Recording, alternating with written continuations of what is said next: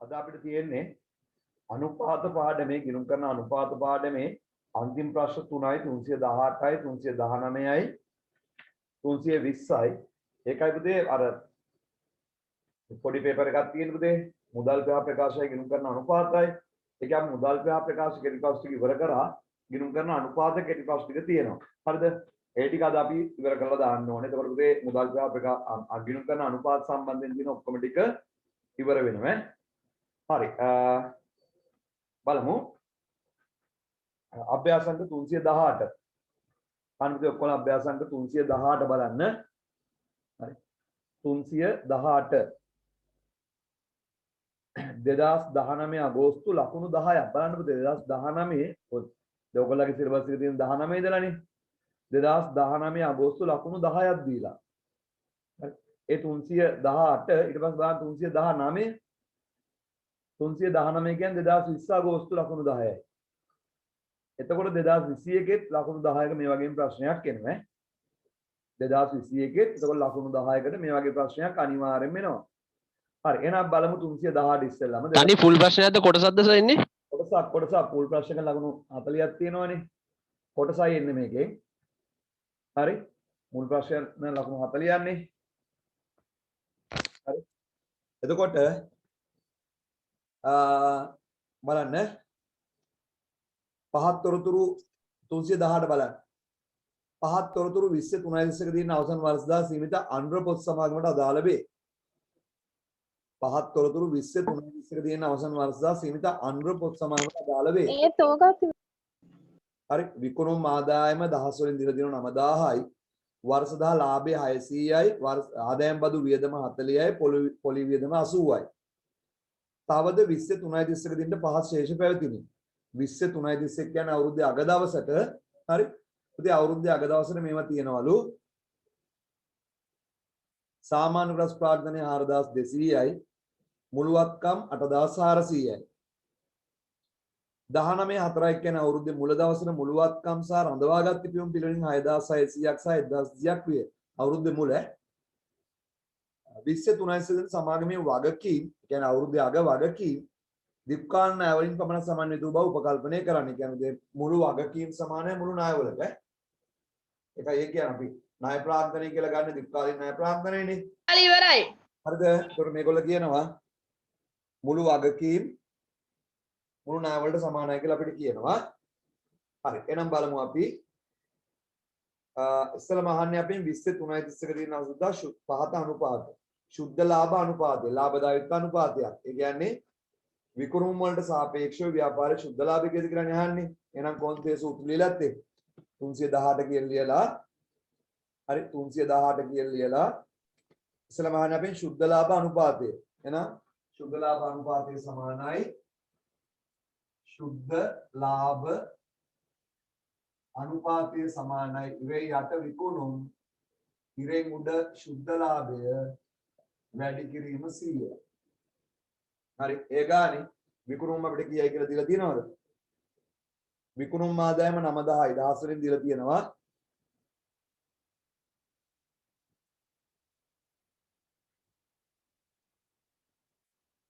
හරි එතකොට විකුණුම් ආදායම අපිට 9000යි කියලා දීලා තියෙනවා.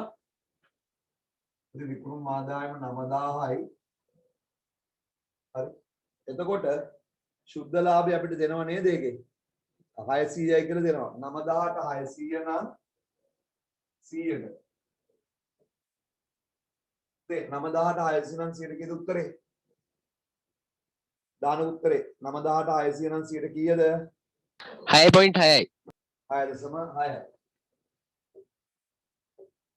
හරි. ඉතින් දැන් මේ දශමත් දාන්න ඔයාලට කැල් එකක් පාවිච්චි කරන්න දෙන්න නිසා හරි. දෙවැනි අනුපාතය අහනවා මේ 2019 එළවල.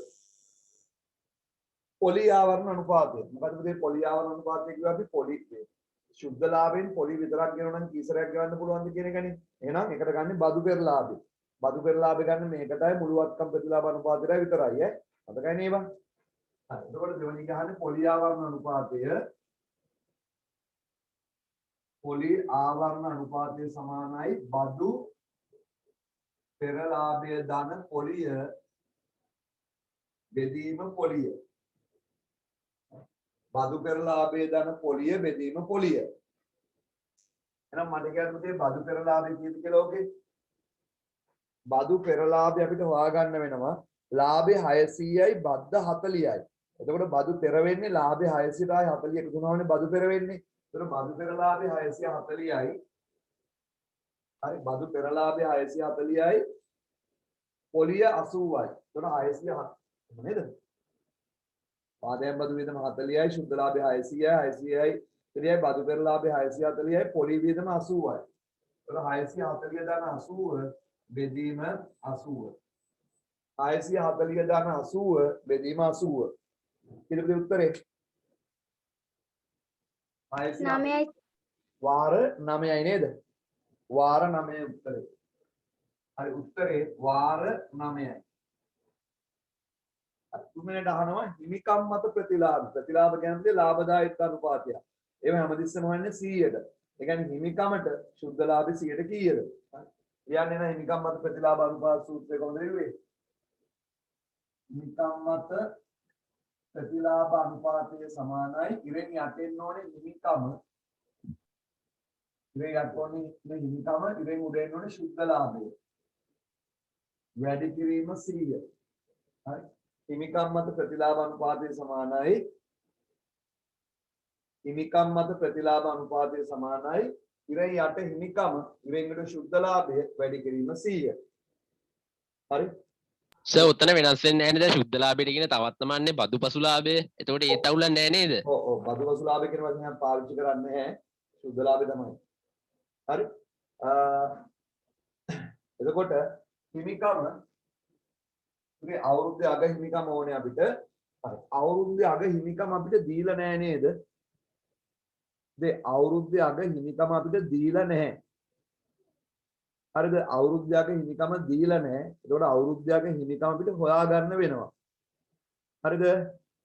අවුරුද්දේ අග සාමාන්‍ය කොටස් ප්‍රාග්ධනය 4200යි. ඒතකොට ඒක හිමිකම. හරි. අවුරුද්දේ අග කොටස් ප්‍රාග්ධනය ප්‍රකාශන ප්‍රාග්ධනය දීලා තියෙනවා අපිට 4200ක්. ඒක හරි. ඒකට ඔතේ අවුරුද්දේ මුල රඳවාගත්ත පියුම් තියෙනවා කීයද 1200ක්. මේක රඳවාගත්ත පියුම් එකතු කරන්න ඕනේ. රඳවාගත්ත පියුම් එකතු කරන්න ඕනේ. මුල රඳවාගත්ත පියුම් හරි අවුරුද්දේ අග ඔතේ අපිට දෙනවා තවද 20 පහශේෂ ප්‍රයෝජන කියලා කොටස් ප්‍රාග්ධනය නිකුත් කළ මුළු කොටස් සංඛ්‍යාව 1,50,000යි රුපියල් වලින් නම් 4200 බින්දුනොයි තියෙන්නේ අපිට 4200 කියලා ගත හැකි. ප්‍රකාශ ප්‍රාග්ධනයට එකතු කරන්න ඕනේ සංචිත ටික. හරි. ඔතන සංචිත කියලා දෙන රඳවාගත්ත පියුම් විතරයි. ප්‍රකාශ ප්‍රාග්ධනයට එකතු කරන්න ඕනේ සංචිත ටික. ඔතන සංචිත කියලා තියෙන රඳවාගත්ත පියුම් විතරයි. රඳවාගත්ත පියුම් වල අවුරුද්ද මුල අර යට ඡේද තියෙනවා. 19 4 ඇවිල්ලා මුළුවත්කම් සහ රඳවාගත්ත පියුම් පිළිවෙලින් 6600ක් හා 1200ක් විය. මුල වත්කම් 6600යි මුල රඳවාගත්ත පියුම් 1200යි. දැන් අපිට ඕනේ මුල රඳවාගත්ත පියුම් නෙමෙයි. මේ අග දවස් හිමිකමනේ අපිට ඕනේ අග හිමිකම කොටස් ප්‍රාග්ධනය 4200යි. ඒක හරියි. අග රඳවාගත්ත පියුම් කියන්නේ සංචිත කියලා තියෙන එච්චරයි. 1200ට මේ අවුරුද්දේ ලාභය එකතු කරන්න. මේ අවුරුද්දේ ලාභය කීයද? 600යි. මේ අවුරුද්දේ ලාභය 600යි. ඒකේ ලාභාංශ ගෙවලා මොකුත් නැහැ. සංචිත ප්‍රාග්ධනද කළා නැහැ. පොත්සාහිත්‍යයට මාරු කළා නැහැ. එහෙනම් අග රඳවාගත්ත පියුම් කීයද?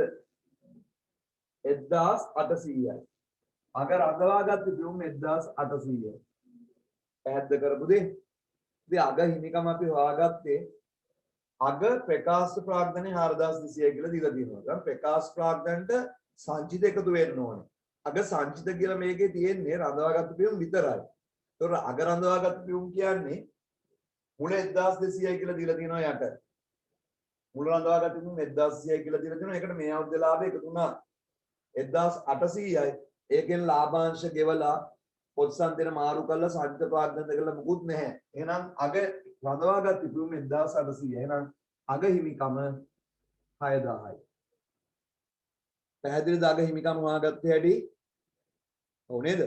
අග හිමිකම 6000යි. එහෙනම් 6000ට අග හිමිකම 6000යි. 6000ට ලාභේ කීයද 600යි.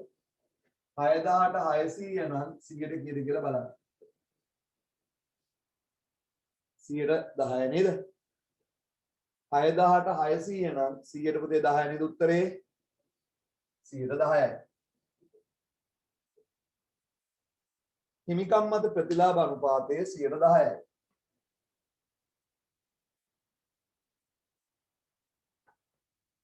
හරිනේ ඔක්කොටම මේක නේද? හිමිකම් මත ප්‍රතිලාභ අනුපාතය 110යි. හරි. ඊට පස්සේ අපෙන් අහනවා කොටසක ඉපයුම. කොටසක ඉපයුම කියන්නේ කොටසක ශුද්ධ ලාභය. ඒක බෙදන්න ඕනේ කොටස් ගන්න නේ. ශුද්ධ ලාභය බෙදන්න ඕනේ කොටස් ගන්න. ඒක දහස් ගන්න එපා. හරිද? කොටසක ඉපයුම සමානයි. හරිද? කොටසක ඉපයුම සමානයි ශුද්ධ ලාභයේ බෙදීම කොටස් ගන්න. කොටසක ඉපයුම කියන්නේ කොටසක ශුද්ධ ලාභය කියන එක. ඒක හොයන්නේ ශුද්ධ ලාභයේ බෙදන්න ඕනේ කොටස් ගණනින්.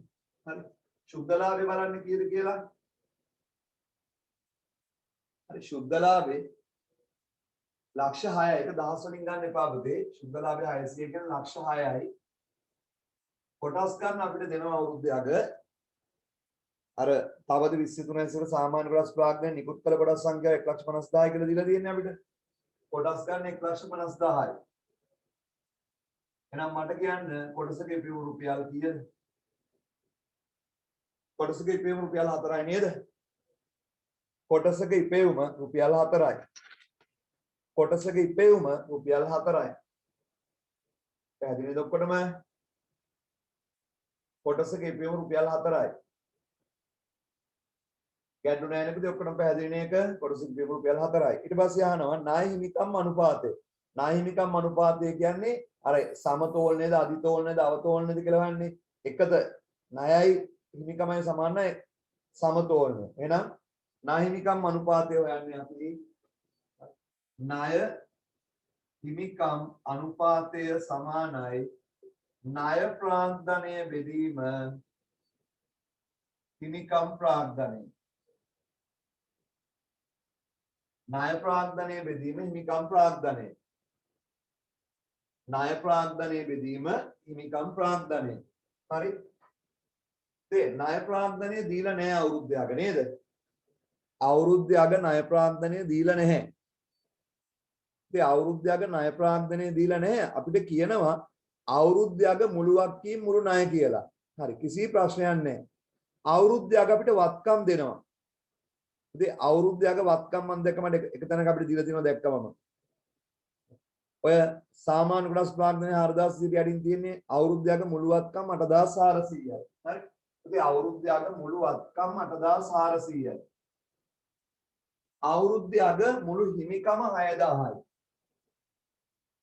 අවුරුද්දයක මුළු හිමිකම 6000යි. අවුරුද්දයක මුළු වත්කම් 8400යි හිමිකම 6000යි.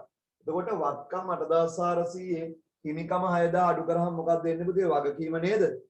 එතකොට 8400න් 6000 ගියාම අග වගකීම 2400. කියන්නේ ණය ප්‍රාග්ධනය 2400යි. ණය ප්‍රාග්ධනය 2400යි හිමිකම 6000යි. ණය ප්‍රාග්ධනය 2400ක් වෙද්දී හිමිකම් ප්‍රාග්ධනය 6000යි. මට කියන්න ණය හිමිකම් අනුපාතය කීයද? කියන්නකො ළමයිනේ. 0.4යි නේද? 0.4යි. 0.4යි උත්තරේ. හරි 0.4යි. ඔය 2019 A level ලකුණු 10ක් ඒ ටිකට දීලා තියෙනවා. ලකුණු 10ක්. එතකොට දන්නවනේ පුතේ ලේසිම ප්‍රශ්නයක් කියලා අනුපාත ප්‍රශ්න දැන්. හරි. දැන් තියරි පන්ති පුතේ මේ පාඩම ඉවරයි වගේනේ. දැන් අපි කළමනාකරණය පටන් ගත්තානේ. ගිය සතියේ නෝට් එකක් නේ කරේ අපි. හරි ඊට පස්සේ ගණන් හදන්න තියෙන්නේ. හරි.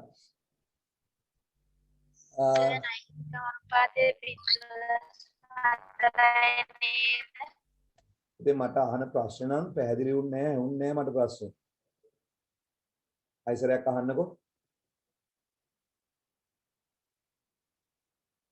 ණය හිමිකම් අනුපාතය පුතේ එකට සමානයි එක කියන්නේ 100ට බලන්නේ නැහැ ඒක. මට අහ ප්‍රශ්න විදිහට තේරුණා නම් ඒක නෑ සර්. ඔව් අහන්න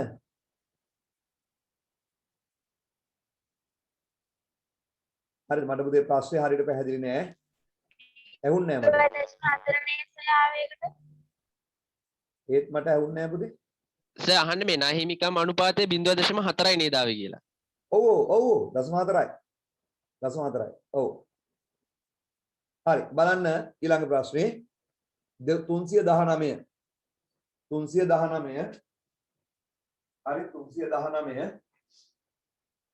හරි 319 බලන්න 319 වෙනි ප්‍රශ්නෙට එන්න ඔක්කොමලා 319 දැක්කද ප්‍රශ්නේ මොකද්ද කියලා 2020 අගෝස්තු ලකුණු 10යි ඒ කියන්නේ මේ අන්තිමට මාපු A level විභාගේ ප්‍රශ්නේ ඔය හරි බලන්න පුතේ කටපාඩම් කරන් ගියාට වැඩක් නැහැ විභාගෙට හරි කටපාඩම් කරාට ගියාට වැඩක් නැහැ අනුපාත වලින් වෙන දේ දැනගන්න ඕනේ අනුපාතයෙන් වෙන්නේ මොකද්ද කියලා දැනගන්න ඕනේ පුතේ ඒකයි 2020 විභාගෙට ඇහුවේ අනුපාත කඩපාඩම් කරන් ගියාට වැඩක් නැත අනුපාතයෙන් වෙන දේ මොකද්ද කියලා දැනගන්න ඕනේ පුතේ බලන්න ප්‍රශ්නේ 20 3.31 තියෙන අවසන් වර්ෂදා මෝටර රථ කර්මාන්තයේ නියුත් සමාගම් 3කට අදාළ තොරතුරු පහක් දැක්වේ.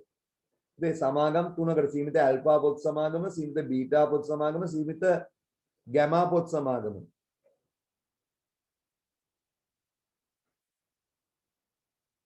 හරිද? ඔය ලකුණු 10යි. පුතේ ජංගම අනුපාත දීලා පුතේ ජංගම අනුපාත දීලා තියෙන්නේ 12ට 1 කියන්නේ 12යි කියන එක. හරිද? බීටා අනුපාතයේ 28 එකයි කියන්නේ 28යි කියන එක. සීමිත ගැමා සමාගමේ 25යි. ක්ෂණික වත්කම් අනුපාතය කියන්නේ පුතේ අර ජංගම වත්කම් අඩු කරලා ගන්න අනුපාතයනේ. ජංගම වත්කම් වලින් තොගය ඉදිරියට කළා ගිහින් අඩු කරලා ගන්න එකනේ. තොගය අඩු කරලානේ. ඒක 0.96යි 0.25යි 2යි. අර එකෙන් බෙදුවාම පුතේ එහෙම නෙන්නේ නේද? හරි ඒ විදිහට දීලා අවශ්‍ය වන්නේ ඉහත එක් එක් තත්ත්වයට අදාළ සමාගමේ සමාගම හඳුනාගෙන ඒට පදනම් වූ අනුපාතය සඳහන් කරන්න.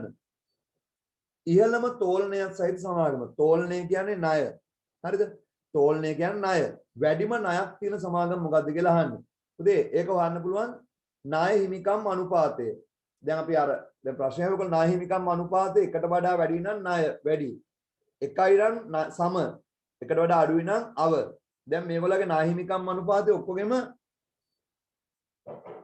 තියෙන්නේ දැන් මේ අනුපාත දීලා තියෙන 아무තු විදියට ණය හිමිකම් අනුපාත 65යි 80යි 160 ඒ කියන්නේ පුතේ මෙහෙම බැලුවොත් එහෙම 165යි කියන්නේ ඔහොමනේ ඒ කියන්නේ 0.6යි 5යි හරිද පළවෙනි එකේ 0.6යි 5යි දෙවෙනි එකේ 80යි කියන්නේ 0.8යි හරිද එතකොට ගැමා එකේ 6යි කියන්නේ 0.6යි. කොහොමද කියන්නේ?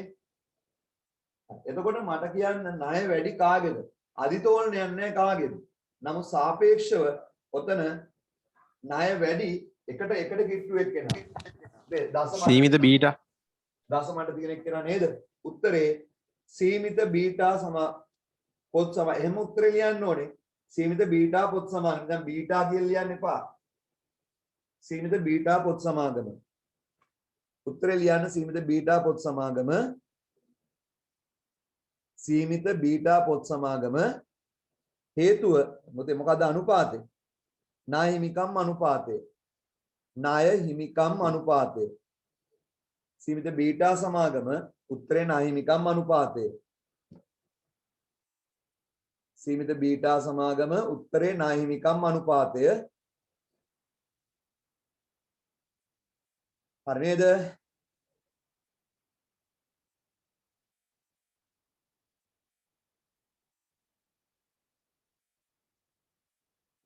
ණය හිමිකම් අනුපාතය. සර් මට තා එකපාරක් එක පොඩ්ඩක් කියලා දෙනවද? හරිද? දැන් පුතේ ණය මේක 0.6යි 0.8යි 0.6යිනේ. ණය වැඩි මේ ණයනේ. හිමිකමට ණය 6 මේ එකට එක නම් ණය. ණයයි හිමිකමයි සමාන. දැන් මේ එකට වඩාත්මක ඉදි උත්තරේනේ ණය වැඩි. 0.8. ණය වැඩි මේගොල්ලන්ගේ. හරි. මේගොල්ලන්ගේ ණය අඩුයි මේ දෙකට සාපේක්ෂව ණය අඩුයි මේ දෙකේ. එයාගේ 0.8ක්. ඒ කියන්නේ එකට කිට්ටුයි. හරි. බලන්න ඊළඟ ප්‍රශ්නේ. තොග භාවිතයේ වැඩිම කාර්යක්ෂමතාවයක් දක්වන ලබා සමාගම. ඒ කියන්නේ පුතේ ඔකට ඕනේ තොග පිරිවැටුම් අනුපාතය. තොග පිරිවැටුම් අනුපාතය දන්නවනම් තොග රැඳුම් කාලය හොයාගන්නත් පුළුවන් නේ. හරි. බලන්න මේගොල්ලෝගේ තොග පිරිවැටුම් අනුපාත දීලා තියෙනවා. සීමිත ඇල්ෆා එකේ 4.1යි, සීමිත බීටා එකේ 4.5යි, ගෑමා එකේ 3.8යි. ඒ කියන්නේ පුතේ හොඳට වැඩියෙන්ම තොග විකිනෙන්නේ කවුද? සීමිත බීටා. සෝයි නායකත්වයේ පිරිවැටුම ගැන කිව්වේ. ඔව් තොග පිරිවැටුම මම වෙන්නේ හරි මම නායකත්ව පිරිවැටුම අනුපාතය බලලා තියෙන්නේ. තොග පිරිවැටුම අනුපාතය 9.5යි 8.36යි 6.2යි. පුතේ තොගය වැඩි වාර ගානක් විකිරෙන්නේ 9.5යි 8.3යි 6.2යි. වැඩිම වාර සංඛ්‍යාව විකිරෙන්නේ 9.5නේ. සීමිත ඇල්ෆා පොත් සමාගම. උත්තරේ ලියන්න සීමිත ඇල්ෆා පොත් සමාගම. සීමිත ඇල්ෆා පොත් සමාගම. සීමිත ඇල්ෆා පොත් සමාගම. ඒකට පුතේ හේතුව තමයි තොග පිරිවැටුම් අනුපාතය. සීමිත ඇල්ෆා පොත් සමාගම තොග පිරිවැටුම් අනුපාතය. බාන පුතේ 2020 විභාගයට අහලා තියෙන ප්‍රශ්න මොනවද කියලා කොච්චර සරලද කියලා බලන්න ඈ. ඔය 2020 එලවල්. හරිද?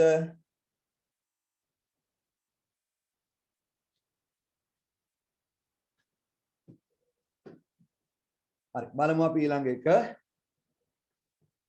හරි නේද? ඊට පස්සේ අහනවා ඉහළ ද්‍රවශීලතාවයන් සහිත සමාගම. ඒ කියන්නේ පුතේ එදිනදා ව්‍යාපාර කටයුතු පවත්වාගෙන යාමට වැඩි හැකියාවක්. කෙටි කාලින් උපුන්නත්භාවයෙන් හොඳ එක.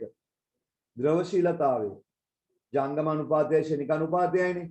ජංගම අනුපාතය වාර දෙකට වඩා වැඩි වෙන්න ඕනේ. ශනික අනුපාතය වාර එකට වඩා වැඩි වෙන්න ඕනේ. හරි? පුතේ එතකොට ඉහළම ද්‍රවශීලතාව බලන්න හොඳම අනුපාත තමයි ශනික අනුපාතය. බලන්න ශනික අනුපාතය ඇල්ෆාගේ 0.9 6ට 1යි. ඒ කියන්නේ 0.96 එකට වඩා අඩුයි. හොඳ නෑ. බීටාගේ 0.2.5ට 1 කියන්නේ 0.2.5යි. වාර 2.5යි වාරයක් තියෙන. යාගේ හොඳයි. ගැමාගේ තියෙන්නේ 0.2 වාර 2යි. එහෙනම් හොඳම කවුද පුතේ? සීමිත බීටා පොත් සමාගම. සීමිත බීටා පොත් සමාගම. උත්තරේ සීමිත බීටා පොත් සමාගම. පුතේ මතක තියාගන්න accounting වලට වෙලා මදිවීමක් වෙන්නේ විෂය දන්නතිකමක් තියෙන්නේ. කවුරු හරි කියනවා වෙලා මදි කියලා. ඒ වෙලා මදිකම නෙමෙයි තියෙන්නේ විෂය දන්නතිකම. හරි? විෂය පුතේ දැනගන්න ඕනේ. විෂය දන්නව නම් වෙලාව ගැටලුවක් වෙන්නේ නැහැ. හරි? ඒ නිසා පුතේ හරියට තියරි ටික ඉගෙන ගන්න. ඒක දන්නව නම් වෙලාවත් හොඳටම ඇති. උත්තරේ සීමිත අපි කිව්ව කවුද ලිව්වේ සීමිත බීටා පොත් සමාගමනේ ලිව්වේ. ඔව්. ඒකට ගත්තේ අනුපාත තමයි ෂණික වත්කම් අනුපාතය. ෂණික වත්කම් අනුපාතය. ඉතින් අනුපාතේ කඩපාඩම් කළා විතරක් වැඩක් නැහැ. ඒ අනුපාතේ කියන්නේ මොකක්ද කියලා අවබෝධ කරගන්න.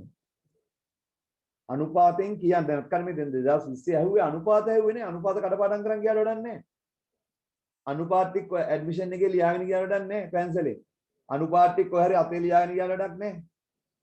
හරිද? ඒ අපරාධ ලියාගෙන යන එක මහන්සිය. අනුපාතයෙන් වෙන්නේ මොකද්ද කියලා ඉගෙන ගන්න. හරි. තේරුම් ගන්න බොරු වැඩ කරන්න එපා පුතේ. හරියට විෂය ඉගෙන ගන්න. වෙන දේ මොකටද ඉගෙන ගන්න කියලා ඉතින් ඉගෙන ගන්නකො එතකොට හරි. 4 ආයෝජනයේ මත වැඩිම ප්‍රතිලාභයක් උපයන ලබන සමාගම. ආයෝජනයේ මත ප්‍රතිලාභ වැඩි. පුතේ ආයෝජනය කිව්වහම අපිට මුළුවත්කම් ගන්න පුළුවන්, හිමිකම ගන්න පුළුවන්. මේගොල්ලෝ අපිට හොයලා දීලා තියෙන්නේ හිමිකම් මත ප්‍රතිලාභය හොයලා දීලා නැහැ, මුළුවත්කම් මත ප්‍රතිලාභය අනුපාත නැහැ හොයලා දීලා තියෙනවා. එහෙනම් ඒක ගමු. අන්තිම එක. පුතේ මුළුවත්කම් මත ප්‍රතිලාභය ඇල්ෆා එකේ 9යි, බීටා එකේ 12යි, සීමිත ගැමා එකේ 14යි. එහෙනම් උත්තරේ සීමිත ගැමා පොත් සමාගම. සීමිත ගැමා පොත් සමාගම. උත්තරේ සීමිත ගැමා පොත් සමාගම. හේතුව මුළුවත්කම් ප්‍රතිලාභ අනුපාතය මුළු අනුපාත නැහනේ මුළුවත්කම් ප්‍රතිලාභ අනුපාතය. උත්තරේ මුළුවත්කම් ප්‍රතිලාභ අනුපාතය. මුළුවත්කම් ප්‍රතිලාභ අනුපාතය. මුළුවත්කම් ප්‍රතිලාභ අනුපාතය. මුළුවත්කම් ප්‍රතිලාභ අනුපාතය. හරිද? ඊට පස්සේ පහ ගනුදෙනුකරුවන්ගේ මුදල් එකතු කර ගැනීමේදී වැඩි කාර්යක්ෂමතාවය දක්වන ලබන සමාගම. ගනුදෙනුකරුවන්ගේ මුදල් එකතු කර ගැනීමේදී ඒකට ගන්න ණයගති පිරිවැඩුම් අනුපාතයේ වැඩි වාරයක. ණයගති පිරිවැඩුම් අනුපාතයේ වාර වැඩි සීමිත බීටා පොත් සමාන 4.5 වාරය. උත්තරේ සීමිත බීටා පොත් සමාගම. සීමිත බීටා පොත් සමාගම. සීමිත බීටා පොත් සමාගම අනුපාතය ණයගති පිරිවැඩුම් අනුපාතය. අපි අනුපාතයේ ණයගති පිරිවැඩුම් අනුපාතය. ණයගති පිරිවැඩුම් අනුපාතය.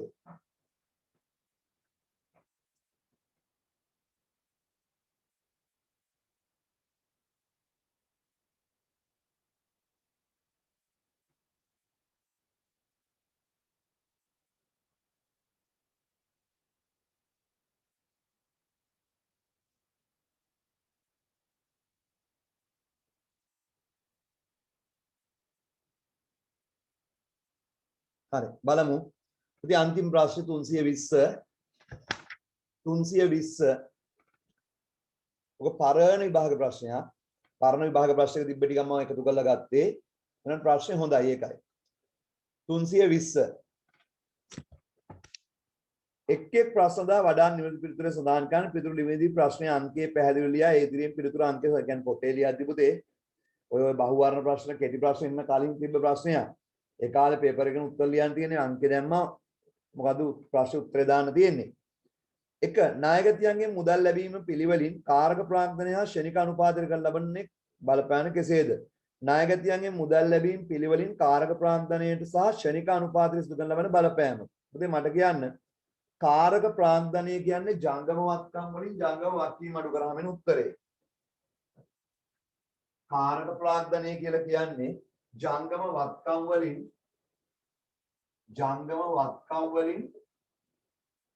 ජංගම වගකීම් අඩු කරාම එන්නේ කාරක ප්‍රාග්ධනය. හරිද? ජංගම වත්කම් වලින් ජංගම වත්කීම් අඩු කරාම එන්නේ කාරක ප්‍රාග්ධනය. මම මෙහෙම ගන්නම් ජංගම වත්කම් 200යි. ජංගම වත්කීම් 50යි. නැත්නම් ජංගම වත්කම් 300යි එහෙම ගන්නවා. ජංගම වත්කම් 300යි ජංගම වත්කීම් 100යි. ඒ කාරක ප්‍රාග්ධනය 200යි. හරි? ජංගම වත්කම් 300යි කියලා ගත්තොත් ජංගම වත්කීම් 100යි කියලා ගත්තොත් කාරක ප්‍රාග්ධනය 200යි. ජංගම වත්කම් වලින් ජංගම වත්කීම් අඩු කරාම එන්නේ කාරක ප්‍රාග්ධනය. එදිනෙදා වැඩ කරන්න තියෙන සාලි ටික. හරි අපිට කියනවා ණයගතියන්ගේ මුදල් ලැබීම පිළිවෙලින් කාරක ප්‍රාග්ධනයට වෙන බලපෑම. ණයගතියන්ගේ මුදල් ලැබුණයි කියලා ජංගම වත්කීම් වල කිසි වෙනසක් වෙන්නේ නැහැ. ණයගතියන්ගේ මුදල් ලැබුණයි කියලා අපේ ජංගම වත්කම් වල වෙනසක් වෙන්නේ නැහැ. ඇයි? ණයගතියෝ කියන ජංගම වත්කම අඩු වෙලා මුදල් කියන ජංගම වත්කම වැඩි වෙනවා. එතකොට ණයගතියන්ගේ මුදල් ලැබුණයි කියලා ජංගම වත්කම් වල වෙනසක් වෙන්නේ නැහැ. මුදල් කියන වත්කම වැඩි වෙනවා. මේ ජංගම වත්කම ඇතුළත තියෙන ණයගතියෝ කියන වත්කම අඩු වෙනවා. එහෙනම් ණයගතියන්ගේ මුදල් ලැබුණයි කියලා කාරක ප්‍රාග්ධනය වෙනස් වෙන්නේ නැහැ. පැහැදිලිද? ශනික අනුපාතය හොයන්නේ ද්‍රවශීල වත්කම්. ඒ කියන්නේ තොගේ නැතුව ජංගම වත්කමයි ජංගම වත්කීමුයි. මට කියන්නේ ණයගතියන්ගේ මුදල් ලැබුණා කියලා ජංගම වත්කීම් වල වෙනසක් වෙන්නේ නැහැ. ද්‍රවශීල වත්කම් වල වෙනසක් වෙන්නේ නැහැ. ඇයි? ණයගතියන්ගේ මුදල් ලැබුණා කියලා තොගේට බලපෑමක් වෙන්නේ නැහැ. එතකොට ණයගතියොත් තියෙන ද්‍රවශීල වත්කම් වල මුදල් තියෙන ද්‍රවශීල වත්කම් වල එක ද්‍රවශීල වත්කමක් අඩු වෙන තව ද්‍රවශීල වත්කම වැඩි වෙනවා විතරයි. කිසිම ප්‍රශ්නයක් වෙන්නේ නැහැ. උත්තරේ 2. 1ට 2 වෙනස් නෙවෙයි. හරි 1ට 2. හරි උත්තරේ 1ට 2. 2 පහස්දහම් දත්ත සමාගමකට අදාළ වේ. පහස්දහම් දත්ත සමාගමකට අදාළ වේ. මොනවද? ණය එකතු කිරීමේ කාලය දින 73යි. ආරම්භක ණයගතිය 54000යි අවසාන ණයගතිය 62000යි. අහන්නේ වර්ෂයේ විකුණුම් ප්‍රමාණය අහන්නේ. පුතේ අහන්නේ වර්ෂයේ විකුණුම්. හරි. වර්ෂයේ විකුණුම් අහන්නේ. පුතේ අපිට දීලා තියෙන ණය එකතු කිරීමේ කාලය දීලා තියෙනවා. හරි. ණය එකතු කිරීමේ කාලය දින 73යි කියලා දීලා තියෙනවා. දින 73 මෙහෙමයි. දින 73 මෙහෙමයි. 73 සමානයි. ඔය දින 73 අපිට මම පෙන්නන්න යන්නේ. 73 සමානයි වර්ෂයකටදී දින ගන්න. කියලා නැත්නම් ගන්න 365. බෙදීම හරි. සාමාන්‍ය ණය ගැතිය. සාමාන්‍ය ණය ගැතිය. හරි පැහැදිලිද කියපදේ මම? හරි. නෑ මේ සාමාන්‍ය ණය ගැතිය නෙමෙයි ණය ගැතිය පිරිවැඩුම් අනුපාතය. ණය ගැතිය පිරිවැඩුම් අනුපාතය. 73 සමානයි වාර්ෂිකයට දින ගන්න කියලා නැත්නම් 365 ගන්නේ බෙදීම ණය ගැතිය පිරිවැඩුම් අනුපාතය. මේ ණය ගැතිය පිරිවැඩුම් අනුපාතය හොයාගන්න x කීයද කියලා. පුතේ ණය ගැතිය පිරිවැඩුම් අනුපාතය කීයද කියලා හොයාගන්න. වාර 5යි.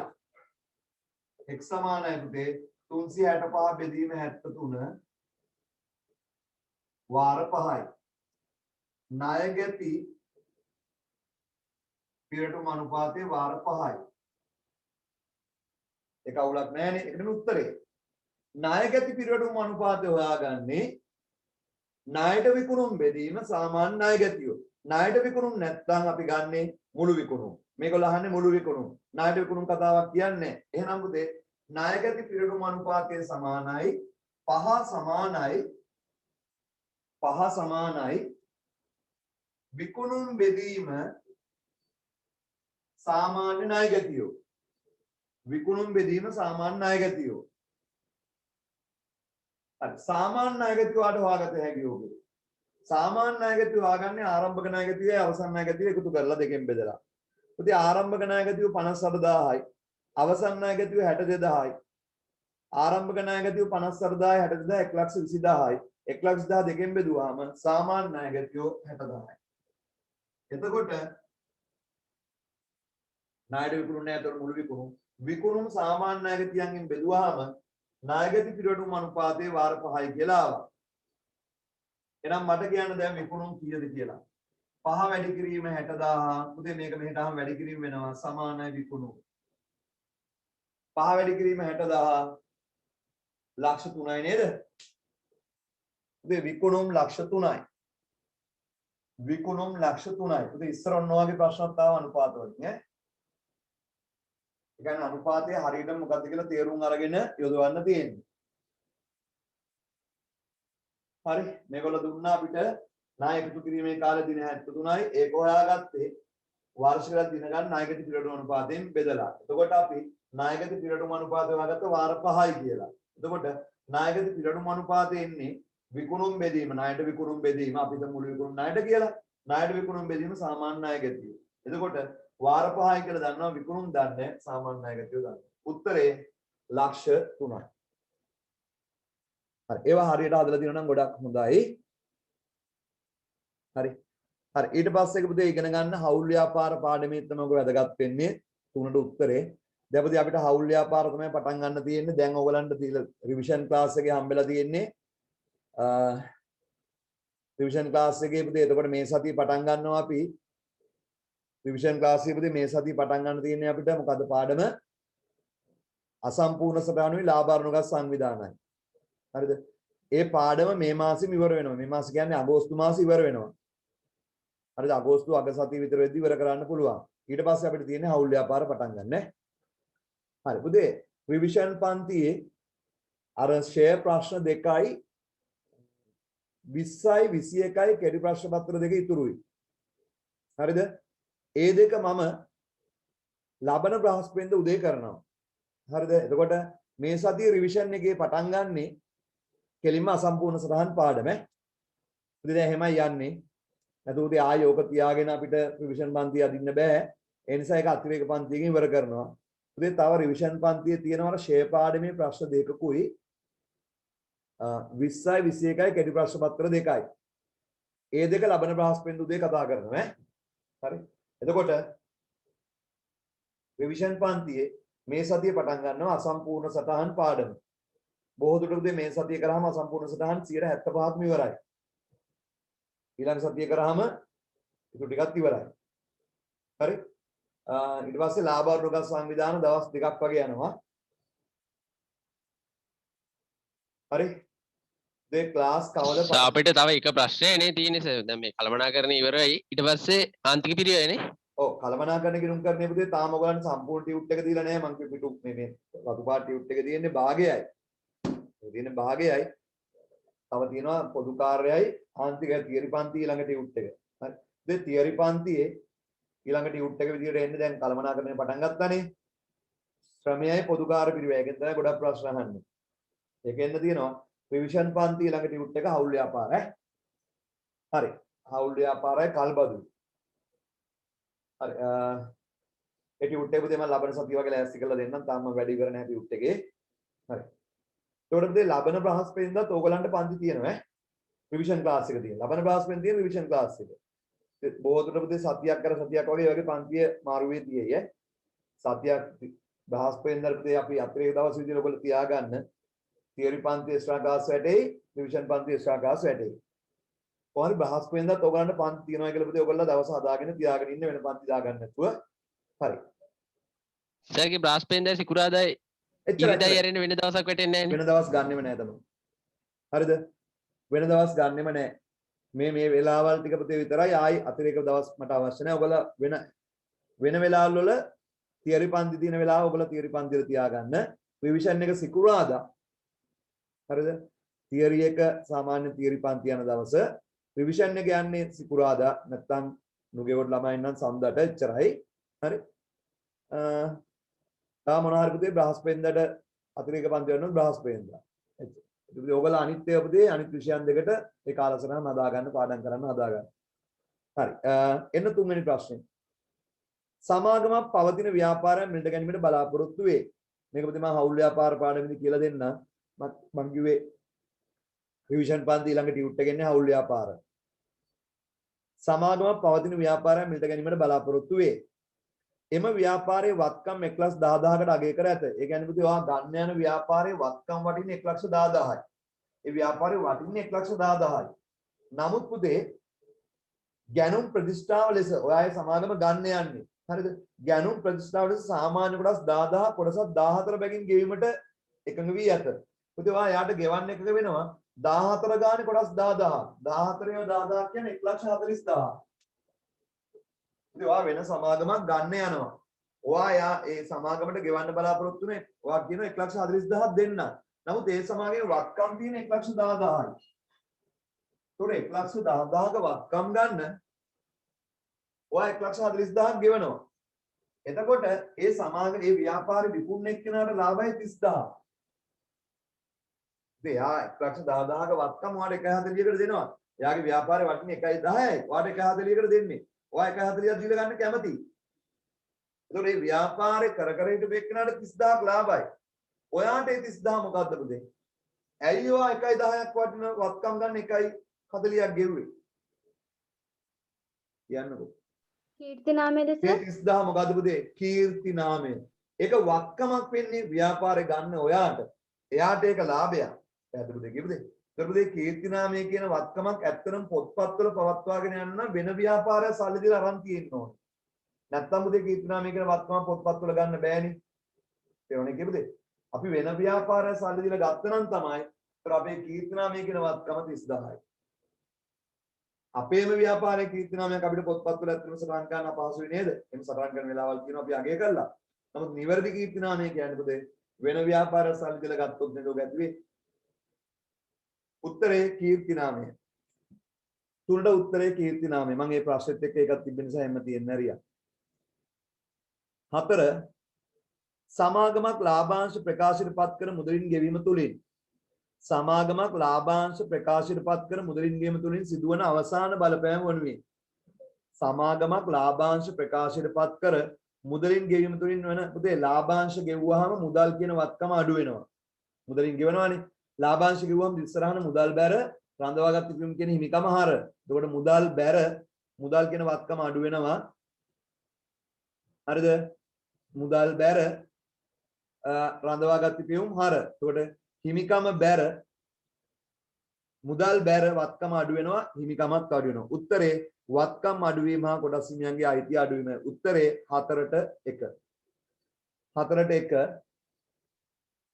හරි. මගෙන් ප්‍රශ්නයක් අහනවා කොටස් අදිමිල කියන්නේ මොකක්ද කියලා. දැන් එහෙම එකක් නැහැ. මං කිව්වද ඔක පරණ විභාග ප්‍රශ්නයක් කියලා. ඉස්සර පුතේ කොටස් අදිමිල කියලා තිබ්බ පරණ සමාගම් පනතේ. 2004ට කලින් පුතේ කොටස් අදිමිල කියලා එකක් තිබ්බා. ඒක සංචිතයක්. ඒක හිමිකම. හරි. ඒක දැන් නැහැ. නැත්තම් බොරුවට ඔයගොල්ලෝ ඉගෙන ගන්න නැහැ නේද? දැන් නැති එකක්. එහෙම එකක් නැහැ. ඉස්සර තිබ්බ ඔය විභාග ප්‍රශ්න කාලේ කොටස් අදිමිල කියලා එකක් තිබ්බා. හරි. ඒ කියන්නේ අර 10 කොටස් ඒක ඔයගොල්ලන්ට කියලා තේරුම් ගන්න නැහැ. තියෙන මොකටද කියන්නේ? ඕනේ නැහැ නේ. නැති දේවල් ගැන හිතන්න එපා එච්චරයි. ඒක නෑ පුතේ ඔයගොල්ලන් නෑ. දැන් නෑ එහෙම එකක් නෑ දැන්. 2007 ජූනි 3 වෙනිදාන් පස්සේ එහෙම එකක් නෑ අදිමිල කියලා එකක් නැහැ. හරි. තාම මොකද්ද ප්‍රශ්නයක් අහනවා මගෙන්?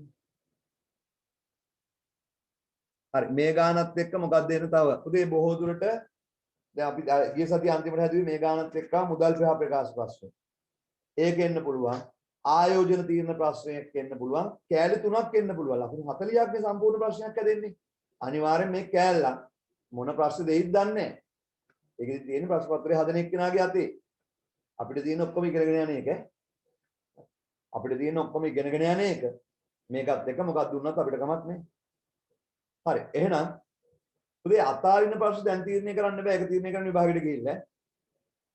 සමහරවිට අපිට හොඳටම පුළුවන් පාඩමත් එක්ක කැලේ දෙකක් තියෙන පුළුවන් නොදන්න පාඩම් දෙකකින්. කරන්න දෙන්න අර හොඳටම දන්න පාඩම අතාරින්න වෙනවා ප්‍රශ්න. එහෙමයි. ඔක්කොම ටික ඉගෙන ගන්න. ඒවලට විභාගයට ගිහලා තමයි පුතේ වැඩිම ලකුණු ගන්න පුළුවන් ප්‍රශ්න තෝරගෙන කරන්න.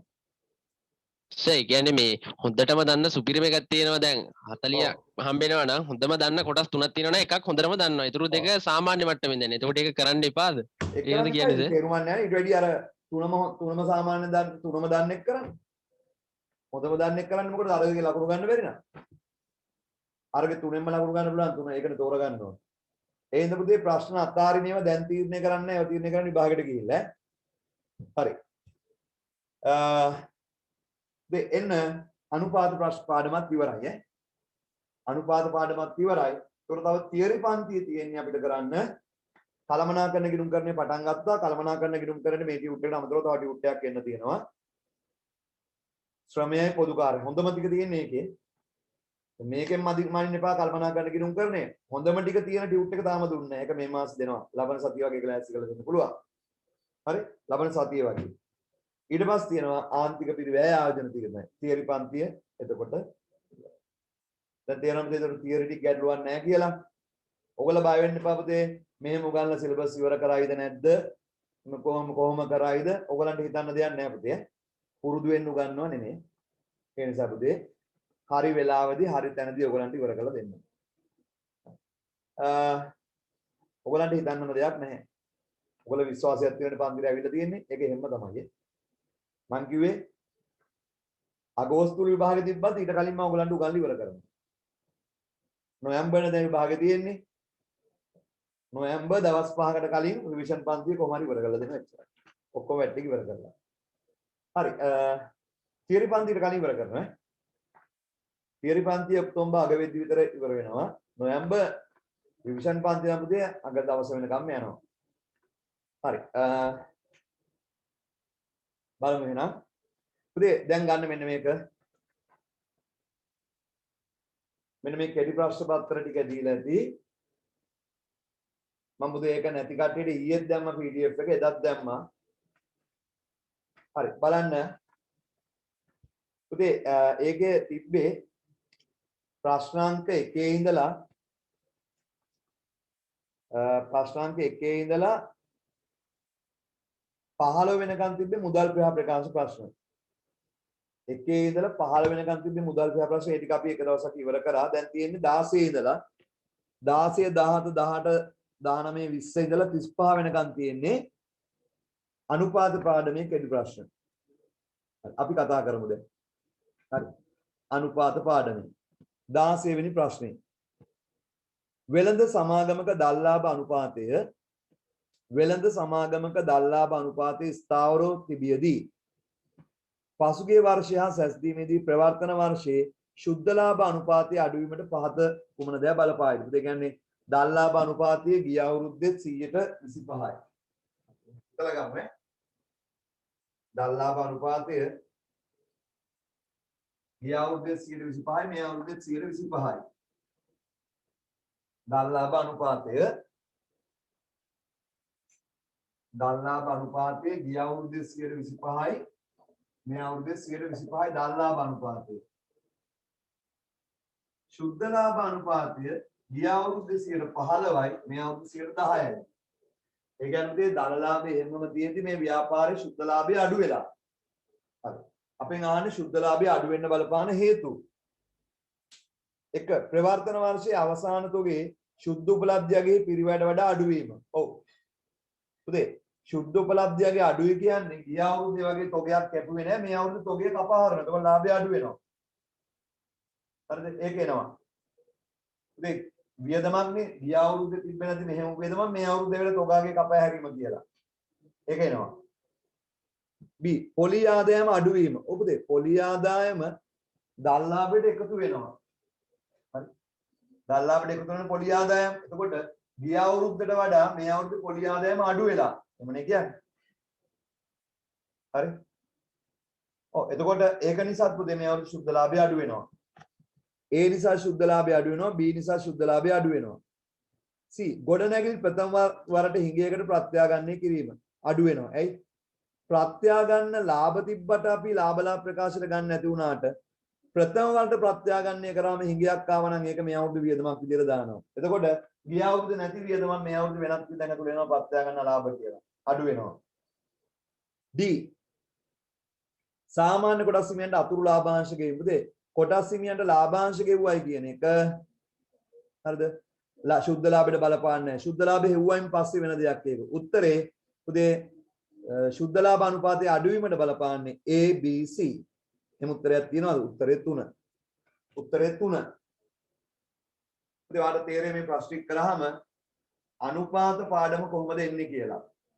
නිකන් අනුපාත කඩපාඩම් කරාට විතරක් වැඩක් නැහැ පුතේ. හරි 17 බලන්න 17 පුතේ මේ කලමනාකරන ගිණුම් කරන පාඩමේ නම් මම කෙටි ප්‍රශ්න ටිකත් ඒ පාඩමත් එක්කම කරගෙන යන්නේ 17 වෙළඳ ව්‍යාපාරයේ යෙදෙන සමාගමක ජංගම අනුපාතය 3ට එකක් වේ. සමාගමේ කුමන ගණදෙනු මෙම අනුපාතය අඩුවීමට බලපාන ලබයිද? මේ ජංගම අනුපාතය 3ට එකයි කියන එකේ තේරුම ජංගම අනුපාතය 3ට එකයි කියන එකේ තේරුම ජංගම වත්කම් බෙදීම ජංගම වත්කීම්නේ නේද? ඔබ 3ට එකයි කියන්නේ ජංගම වත්කම් 300 නම් ජංගම වත්කීම් 100යි කියන එකනේ ඔබේ තේරුම නේද? 3නේ 3ට එකනේ 3 1 අපෙන් අහන්නේ කුමන ගණදෙනු මෙම අනුපාතය අඩුවීමට බලපාන ලබයිද? ඉතින් මේ අනුපාතය අඩු වෙනවා කියලා කියන්නේ එකට වඩා අඩු වෙනවා නෙමෙයි. 3ට 3 එකෙන් බෙදුවාම 3නේ 3ට වඩා අඩු වෙනවායි කියලානේ. ඒක අඩු වෙන්න පුළුවන් මොනවා වුණොත්ද? වත්කම් අඩු මේක මෙහෙමම දීති වත්කම් අඩු වුණොත්. මේක මෙහෙමම දීති වත්කීම් වැඩි වුණොත්. ඕවනේ. හරි බලන්න. දිගු කාලින ණයක් ලබා ගැනීම. පුතේ දිගු කාලින ණයක් ලබා ගත්තාම සල්ලිනේ එන්නේ. අපි හිතමු දිගු කාල ණයක් ගත්තයි කියලා. එතකොට ජංගමවත් 50ක දිගු කාල ණයක් ගත්තයි කියලා හිතමුකෝ. එතකොට ජංගමවත්කම් 350 වෙනවා. සල්ලි එනවනේ. මුදල් එනවනේ. ජංගමවත්කම් 100යි. එතකොට 3.5යි. ජංගම අනුපාත තවත් වැඩි වෙනවා. ඒක නෙමෙයි උත්තරේ. ඒක නෙමෙයි උත්තරේ. ඊට පස්සේ ලාභය සහිතව තොග ණයට විකිණීම. ඉතින් ලාභය සහිතව තොගේ ණයට වික්කහම තොගේ කියන වත්කම අඩු වෙලා ඊට වඩා වැඩි වෙයි කියන ණයගතිය වැඩි වෙනවා. ජංගම වත්කීමට මුකුත් වෙන්නේ නැහැ. ඒතකොට ජංගම වත්කම් තවත් වැඩි වෙනවා. ජංගම වත්කීම මෙහෙම තියෙද්දි. මුකුත් වෙන්නේ නැහැ. ජංගම අනුපාතය අඩු වෙන්න බලපාන්නේ නැහැ. යන්ත්‍රයක් අත්පිට මුදලට වික්කහම උදේ යන්ත්‍රයක් අත්පිට වික්කහම තවත් ජංගම වත්කම් වැඩි වෙනවා. ජංගම වත්කීම මෙහෙමමයි. මුකුත් වෙන්නේ නැහැ. නායකතියන්ගෙන් මුදල් ලැබුණයි කියලා පුතේ ජංගම වත්කීම් මුකුත් වෙන්නේ නැහැ. ජංගම වත්කම් මුකුත් වෙන්නේත් නැහැ. ඒකත් නෙමෙයි. නාහිමියන්ට මුදල් ගෙවුවාම ඔන්න බලන්න පුතේ. නාහිමියන්ට 50ක්. නාහිමිය 50ක් ඉන්නවා කියලා හිතමු ගෙවනවා. එතකොට මේ 50ක් ගෙවුවාම ජංගම වත්කම් වලින් ගෙවනවා. එතකොට ජංගම වත්කම් 50 ගෙවුවාම 250යි. ජංගම වත්කම්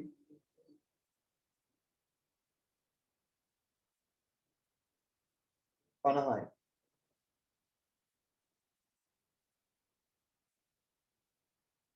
සර් 3 නේද උත්තරේ? යන්ත්‍රයක් අත්විඳින්න නෙමෙයි. ඔව් පුතේ හරි හරි. පුතේ බඩයි 3 නේ උත්තරේ හරි බලමු. පහ නාහිමියන්ට මුදල් ගෙවීම නාහිමියන්ට මුදල් ගෙවීම ජංගම අනුපාතය වැඩි වෙනවා. වාර 5ක නෙමෙයි. එහෙනම් උත්තරේ යන්ත්‍රයක් අත්පිට මිලදී ගත්තාම මම විකුණුවයි කියන්නේ ගත්තේ. යන්ත්‍රයක් අත්පිට මිලදී ගත්තාම පුතේ යන්ත්‍රයක් අත්පිට මිලදී ගත්තාම පුතේ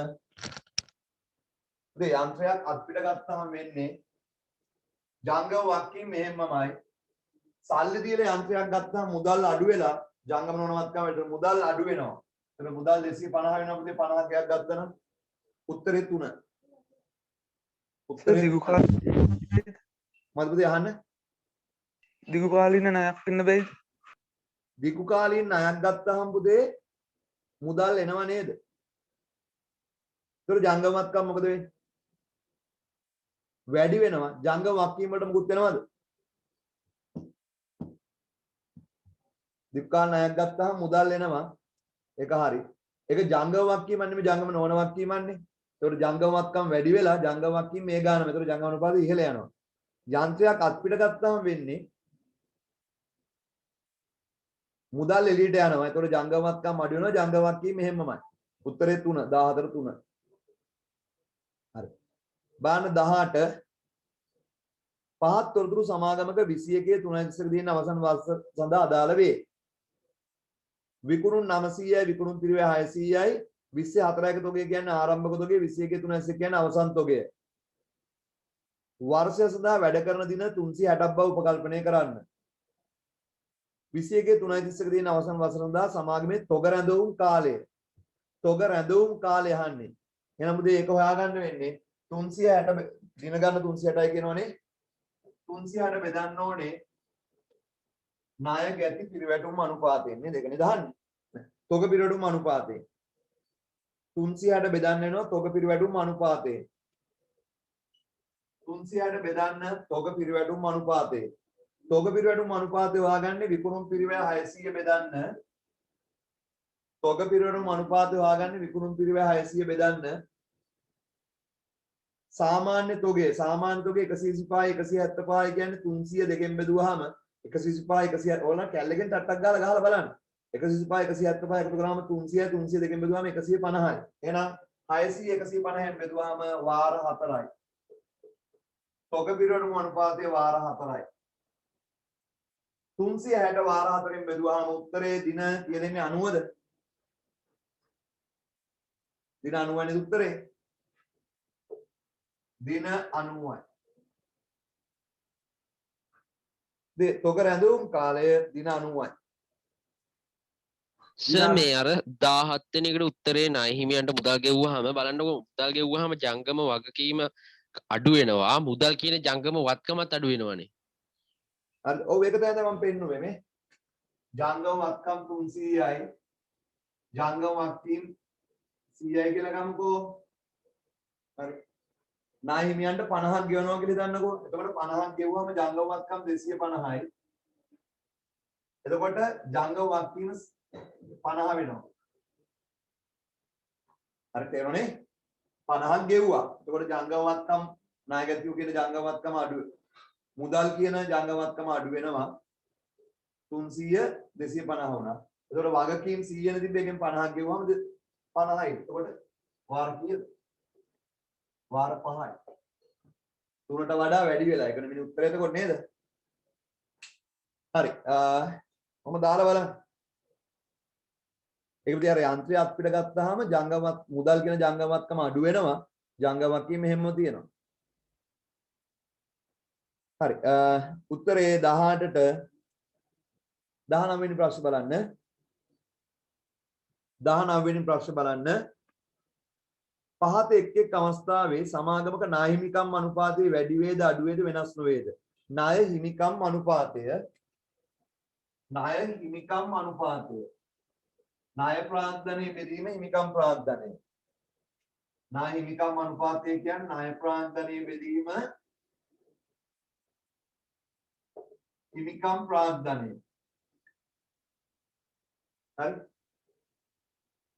අහන්නේ ණය හිමිකම් අනුපාතයේ අඩු වේද මම සමතෝලනයක් ගන්නම්කෝ පුතේ මම සමතෝලනයක් ගන්නම් ණය ප්‍රාන්තනයත් 5000යි හිමිකම් ප්‍රාන්තනයත් 5000යි ඒක උත්තරේ 1යි සමතෝලනයක් මම ගත්තා දැන් මට කියන්න ණය හිමිකම් අනුපාතය අඩු වෙන්නනේ ණය හිමිකම් අනුපාතය අඩු වේද වැඩි වේද අඩු වේද වෙනස් නොවේද වත්කම් ඉහළ අගයකට ප්‍රත්‍යාගන්නය කිරීම ඉතින් වත්කම් ඉහළ අගයකට ප්‍රත්‍යාගන්නය කරාම ණය ප්‍රාන්තනයට මුකුත් වෙන්නේ නැහැ 5000යි එතකොට හිමිකම වැඩි වෙනවා අපි හිතමු 1000ක් ප්‍රත්‍යාගන්න ලාභය ආවයි කියලා එතකොට හිමිකම 6000 වෙනවනේ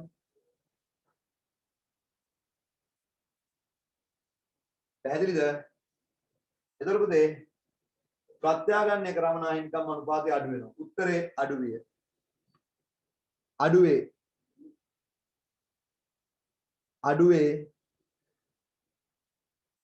උත්තරේ අඩුවේ B දීර්ඝකාලීන ණයක් ලබා ගැනීම පුතේ දීර්ඝකාලීන ණයක් ගත්තාම හරි අපි දැන් දීර්ඝකාලීන ණය 1000ක් ගන්නවා කියලා එතකොට ණය ප්‍රාන්තනය 6000 වෙනවා හිමිකම් 5000යි ඒක ණය වැඩි වේ දීර්ඝකාලීන ණයක් ගත්තාම ණය හිමිකම් අනුපාතය වැඩි වේ දීර්ඝකාලීන ණයක් ගත්තාම ණය හිමිකම් අනුපාතය වැඩි වේ පැහැදිලි නේද වැඩි වේ කියලා තේරුණානේ ණය හිමිකම් අනුපාතය වැඩි වේ භාණ්ඩ ණයට භාණ්ඩ මිලදී ගැනීම පුතේ ණයට භාණ්ඩ ගත්තයි කියලා ණය ප්‍රාන්තනයට මුකුත් වෙන්නේ නැහැ ඇයි ණයට භාණ්ඩ ගත්තාම වැඩි වෙන්නේ ජංගම වක්කී ජංගම වත්කම් හිමිකම් ප්‍රාන්තනයට මුකුත් වෙන්නේ නැහැ උත්තරේ වෙනස් නොවේ ණයට භාණ්ඩ මිලදී ගත්තාම වෙනස් නොවේ හරිද පැහැදිලිද වෙනස් නොවේ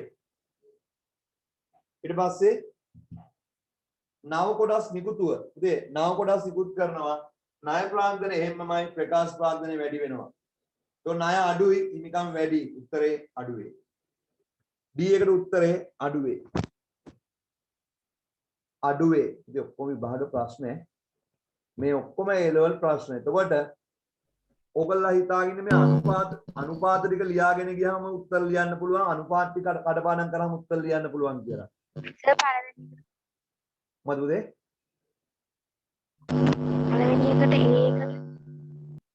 පළවෙනි එකට වත්කම් ඉහළ අගයකට ප්‍රත්‍යාගන්නය කරාම අඩු ඒ උත්තරේ ණය අඩුයි හිමිකම් වැඩි වෙනවා ඉතින් ප්‍රත්‍යාගන්න ලාභ හිමිකමක් නේ ණය හැමම තියෙද්දි හිමිකම වැඩි වෙනවා එතකොට ණය අනුපාතය අඩු වේ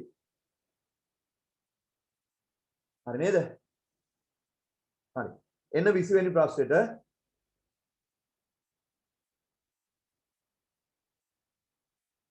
නව කොටස් එකතු නිසා අඩු වෙන්නේ කොහොමද කියලා අහනවා. අහගෙන ඉන්නකොට නව කොටස් එකතු වෙන නිසා ණය හිමිකම් අනුපාතය අඩු වෙන්නේ මෙහෙමයි. අහගෙන ඉන්න සුමුත්. ණය ප්‍රාන්තනේ 5000 හිමිකම් ප්‍රාන්තනේ 6000යි. අලුත් කොටස් එකතුවක් කරනවා 1000ක. එතකොට හිමිකම 5000 6000 වෙනවා. ණය 5000මයි නේද? හිමිකම අලුත් කොටස් එකතු 1000 කියලා හිතන්නකෝ. ඒතර අලුත් කොටස් එකතු කරාම පුතේ හිමිකම 6000 වුණා. ණය ප්‍රාන්තයට මුකුත් වෙන්නේ නැහැ නේද? එතකොට 5000 6000න් බෙදුවම උත්තරේ තවත් අඩු වෙනවා නේද? ණය අඩුයි නේ මේ. හිමිකම් වැඩි වෙලා ණය ඒ ගන්නමයි. ඒක ණය හිමිකම් අනුපාතය අඩු වෙනවා. සුපුන් රවිශාන් හරි නේද උත්තරේ තේරෙනව නේද ඔයාලට? හරි බලන්න. හරි ඇස තේරෙනවා. හරි. 20 බාන 20 පහස්දාම් තොරතුරු ආනන්ද පොත් සමාගමේ 2021 3:30ක තියෙන අවසන් වර්ෂයේ මූල්‍ය ප්‍රකාශන උපුටා ගන්නා ලදී. පහස්දාම් තොරතුරු ආනන්ද පොත් සමාගමේ 21 3:30ක තියෙන අවසන් වර්ෂයේ මූල්‍ය ප්‍රකාශන උපුටා ගන්නා ලදී. හරි. පුතේ දැන් අපි කොහොම හරි මේ තියෙන විදිහට පුතේ වැට්ටික් කරගමු ඈ. A level පුතේ දැන් ආයි පුතේ මට නම් ෂුවර් නෑ පුතේ ආයි මොනවා වෙයිද කියලා. දැන් ඊයේ පුතේ මරණ 60 ගාණක්. ලෙඩ්ඩු 2000කට කිට්ටුයි. හරි. පුතේ දැන් ඔය මගුල් ගෙවල් වලට මේ 150ක් දීලා තිබ්බා. ඒකත් නැති වෙනවයි කියලා මට ඉර ගන්න බෑ. ඒකත් සමහර විට නැති කරයි මේ යන විදියට.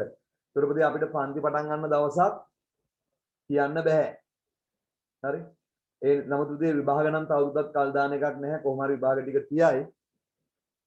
ඒ නිසා පුතේ ඔයගොල්ලෝ කොහොම හරි මහන්සිලා කරගන්න. වෙන කරන්න විසඳුමක් නැත. ඔය ඇමතිවරු පුතේ ටීවී එකේ ඇවිල්ලා කයිය ගහන ඒවා රැවටෙන්න එපා පුතේ. ඕලෙල්ලත් පාස් නැති ගොඩක් ඉන්න පුතේ ඕලෙල්ලත් පාස් නැති උන් කියන දේවල් විශ්වාස කරන්න එපා පුතේ. උඹට තේරෙන්නේ නැහැ මේවා. උන්ට නිකන් අතල්ලයක් විතරයි පුතේ මේක. උන්ට මේ ළමයිගේ අධ්‍යාපනය ගැන එහෙම කිසිම හැඟීමක්වත් නැහැ. උන්ගේ ළමයි ඉගෙනගෙනත් නැහැ. හරිද? නැති මෝල්ලු ඉන්නේ. එකෙක්වත් ඉගෙනගෙනත් නැහැ පුතේ. නමුත් පුතේ බය වෙන්න එපා. උන්ව තමයි ආයේ ඔයගොල්ලෝ ඡන්ද දීලා උන්වම තමයි පත් කරගන්නේ. ඒ මහ එකා මරුණෙන් පස්සේ පුත්තු ටික ඔයගොල්ලෝ පත් කරගන්නවා. හරි? ඒ නිසා ඔයගොල්ලම තමයි පුතේ උන්ට කියලා මල් මාලා දාලා උඩ ගේන්නේ. කවදාකවත් උඹලා එකෙකුට එන්න අපේකට එන්න එහෙම හැඟීමක් නැහැ අපේ උන්ට. අර අරුගේ පුතාම මෝඩ පුතාම කොහොම හරි බලයට ගේනවා. විභාග ලේසි කරන්නේත් නැහැ පුතේ. විභාග ලේසි කරන්නේ නැත. පේපර්ස් හදන්නේ දේශපාලඥයෝ නෙමෙයි. හරිද? ඒවා හදන්න පුතේ හොඳට ඉගෙනගත්ත පිරිසක්. ඒගොල්ලෝ පුතේ දැනුම නැතුව ඒක දෙන්නේ නැහැ. මේ විෂය දැනුම තියනවාද කියලා බලන්නේ. පුතේ දැනුම නැතුව ඒකට ඒකක් B එකක් ඇවිල්ලා වැඩක් නැත. ඒ නිසා විභාග ලේසි කරන එක කිසිම තේරුමක් නැහැ. ඒ නිසා දැනුම නැත්තයි ඒ ප්‍රතිඵලය තමයි 100කද S1කද එහෙම තමයි. දැනුම තියෙන්න ඕනේ. හරි? ඒ නිසා පුතේ මේ ඔන්ලයින් අධ්‍යාපනයේ පුතේ තියෙන්නේ 140යි 160 ගණන් ළමයිට පුතේ මේක මග ඇරලා තියෙන්නේ. ඉතින් කරන්න දෙයක් නැත. අපි මොනව කරන්නද? 140යි පුතේ මේක කරන්නේ. 160ක් මත ඇරලා දාලා තියෙන්නේ. පව් ළමයි කරන්න දෙයක් නැත. හරි? හැම දෙයක්ම අපේ රටේ පුතේ විහිළුවටපත් වෙලා දේශපාලන නියුක්තිය මේක විහිළුවක් කරලා ළමයි විනාශ කරලා තියෙන මේ රට. හරි.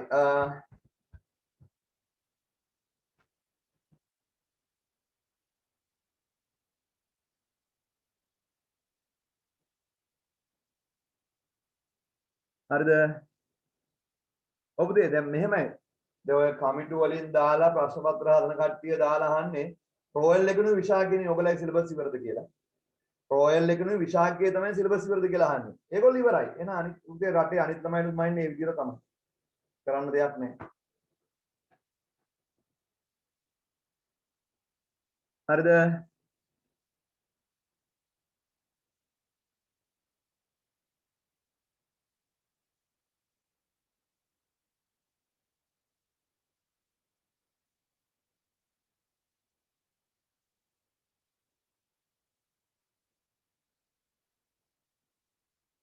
හරි කමන්න දෙයක් පුළුවන් විදිහට වැට්ටික් කරගෙන යමු ඈ. හරි. කරන්න දෙයක් නැත ඉතින්. මේ වෙලාව ටිකක් මුහුණ දෙමු. හරි බලන්න පුතේ. ඔබේ 140යි ඔන්ලයින් සම්බන්ධ ළමයි ඉගෙන ගන්න ඉතින් ඉතුරු 60ම මොනව කරන්නද පුතේ? හැමතැනම සිද්ධිය ඕක තමයි ඈ. සර් කියන්නේ සර් මේ ආයිත් කෑ ගහනවනේ මේ සෞඛ්‍යාංශය ඔක්කොම ලොක්ඩවුන් කරන්න කියලා. ඔව් ඒක තමයි පුතේ. ලංකාවේ කොරෝනා ඉවර නැත. හරිද? ඇමරිකාවේ මාස් දාන්නෙත් නෑ සර් දැන් බලන්නකෝ. කොරෝනා ඉවර නැත. නමුත් පුතේ ITN එකේ රූපවාහිනියේ දෙරණ එහෙම නිවුස් බැලුවාම නම් ඉවරයි වගේ. හරි. සිරසෙන් බැලුවොත් ඉවර නෑ. ඒක තමයි මේ තියෙන ප්‍රශ්නේ. කමන්නේ නැති අපි අපේ වැට්ටික් පුතේ කාටවත් බැල බැල දන්න අපි අපේ වැට්ටික් කරගමුකෝ. ඔයගොල්ලෝ ඉගෙන ගන්න එච්චරයි. හරි. 20 බලන්න. හරි. පහස් දහම් තොරතුරු ඔබදී මේ අවුරුද්දේ තරඟය අඩු වෙයි. මේ අවුරුද්දේ එළවලු පුතේ තරඟය අඩු වෙයි. ඇයි ඒ? අර වෙනදර පුතේ ගමේ අහිංසක ළමයි ටිකක් තරඟයක් දීලා කැම්පස් එකට එන ළමයි පිරිස අඩු වෙයි මේ ගමන. ඇයි ඒ? උන්ට කරගන්න දෙයක් නැහැ, සිග්නල් නැහැ, ඉගෙන ගන්න විදියක් නැහැ. හරි. ඒ නිසා තරඟය අඩුයි. ඒ තරඟය අඩු වෙලා තියෙන්නේ පුතේ කාටද? අහිංසක ළමයි ටිකට තමයි පුතේ මෙතනදී එය අවාසි වෙලා තියෙන්නේ. පහසුකම් තියෙන ළමයා කොහොම හරි ඉගෙන ගනින්. උන් ටික මේ අවුරුද්ද කැම්පස් එකේ. හරි. මේ අවුරුද්ද පුතේ හොඳට සිග්නල් තියනවද නැද්ද කියන උන් ටික තමයි පුතේ කැම්පස් එන්නේ. හරි බලන්න පුතේ. පහස් දහම් තොරතුරු ආනන්ද පොත් සමාගමේ 2021 3.30 දින අවසන් වසරේ මූල්‍ය ප්‍රකාශන පුටා ගන්නා ලදී. පහස් දහම් තොරතුරු ආනන්ද පොත් සමාගමේ 21 3.30 දින අවසන් වසරේ මූල්‍ය ප්‍රකාශන පුටා ගන්නා ලදී. හරි. පහස් දහම් තොරතුරු ආනන්ද පොත් සමාගමේ 21 3.30 දින අවසන් වසරේ මූල්‍ය ප්‍රකාශන පුටා ගන්නා ලදී. දල්ලාභය, විකුණුම් පිරිවැය, වෙනත් ආදායම්, මෙහෙයුම් මහා මූල්‍ය වියදම්, වෙනත් විස්තීර්ණ ආදායම්. සමාගමේ ආදායම් බදු අනුපාතයේ බදු පෙරලාභයෙන් 20%කි. මෙම සමාගමේ 21 3.30 දින අවසන් වසරේ පහත අනුපාත දක්වන්න. ඉස්සලම අහන්නේ දල්ලාභ අනුපාතය. මේ දල්ලාභ අනුපාතය හොයන්නේ විකුණුම් වලට දල්ලාභයේ 100ට කීයද? ඔගේ විකුණුම් අපිට දීලා තියෙනවා කීයද? විකුණුම් දීලා නැහැ. ඉතින් හරි විකුණුම් ටික හොයාගත්ත හැකි. විකුණුම් පිරිවැය 7200යි දල්ලාභය 4800යි. ඒ දෙක එකතු කරාම එන්නේ විකුණුම් නේද? ඉතින් 7200ක බඩු 4800ක් ලාභ තියාගෙන විකුණන්නේ කීයකටද? 7200ක බඩු 4800ක් ලාභ තියාගෙන විකුණන්නේ. ඉතින් 7200ක පිරිවැය බඩු 4800ක් ලාභ තියාගෙන බඩු විකුණන්නේ 0.0යි 10යි 2 8යි 10යි එකක් ඉතුරුයි. හරි 12යි. 12000කට නේද? 12000කට. එතකොට විකුණුම් 12000යි දල්ලාභේ 4800යි 12000ට 4800 නම් දල්ලාභ අනුපාත 100ට කීයද කියන්නේ? 12000ට 4800 නම් දල්ලාභ අනුපාත 100ට කීයද? 40. 12000ට 4800 නම් දල්ලාභ අනුපාත 100ට කීයද? 40 සර්. 140යි. 140යි. 140යි. හරි ඊට පස්සේ 140යි. ඊට පස්සේ යනවා ශුද්ධ ලාභ අනුපාතය. හරි. ඉතින් විකුණුම් 12000ම තමයි. ශුද්ධ ලාභය හොයාගන්න වෙන්නේ දල්ලාභය 4800ට දල්ලාභය 4800ට වෙනත් ආදායම් කීයක් තියෙනවද පුතේ? වෙනත් ආදායම් 1500ක් තියෙනවා. 4800 1500 දුන්නාම 0.0 8.5 13යි 6300න් අඩු කරන්න මෙහෙයුම් වියදම් ටික. මෙහෙයුම් වියදම් මෙහෙයුම් මා මූල්‍ය වියදම් 4500යි. එතකොට 0.0යි 13න් 8යි 1800යි ශුද්ධ ලාභය. අර වෙනත් විස්තීර්ණ ආදායම් ශුද්ධ ලාභය ලිව්වයින් පස්සේනේ. එනම් පුතේ 12000ට 1800 නම් 100ට කීයද කියලා බලන්න. 12000ට 1800 නම් 100ට කීයද කියලා බලන්න. සෝතන ගන්නේ බදු පෙර ශුද්ධ ලාභය නෙවෙයිද? බදු කතාවක් මේකේ පුතේ පොඩයි බදු මේ ශුද්ධ ලාභෙනේ දාගත්තේ පොඩයි මම බදු බැලුවේ නෑනේ. හරි පොඩයි ඉන්න.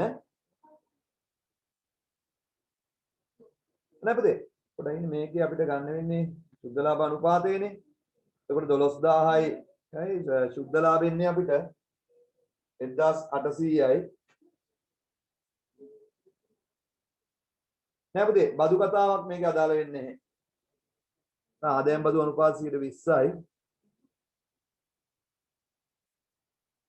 බද්දත් අඩු කරන්න ඕනේ. එතකොට පුතේ ශුද්ධ ලාභ අනුපාතනේ අහන්නේ බදුත් අඩු වෙන්න ඕනේ. හරි ශුද්ධ ලාභයේ අනුපාතය අහන්නේ. එතකොට මේ බදු පෙරලාභ 1800 බදු පෙරලාභ 1800 බදු පෙරනේ පුතේ 1800 නේද? ශුද්ධ ලාභ අනුපාතෙදි ගන්නේ බද්දත් අඩු වුණායින් පස්සේනේ ශුද්ධ ලාභය ගන්නෙ. එහෙනම් බදු පෙරලාභ 1800 මේකෙන් බද්ද 120ක්. බද්ද කීයද පුතේ? මේකෙන් බද්ද අඩු කරන්න.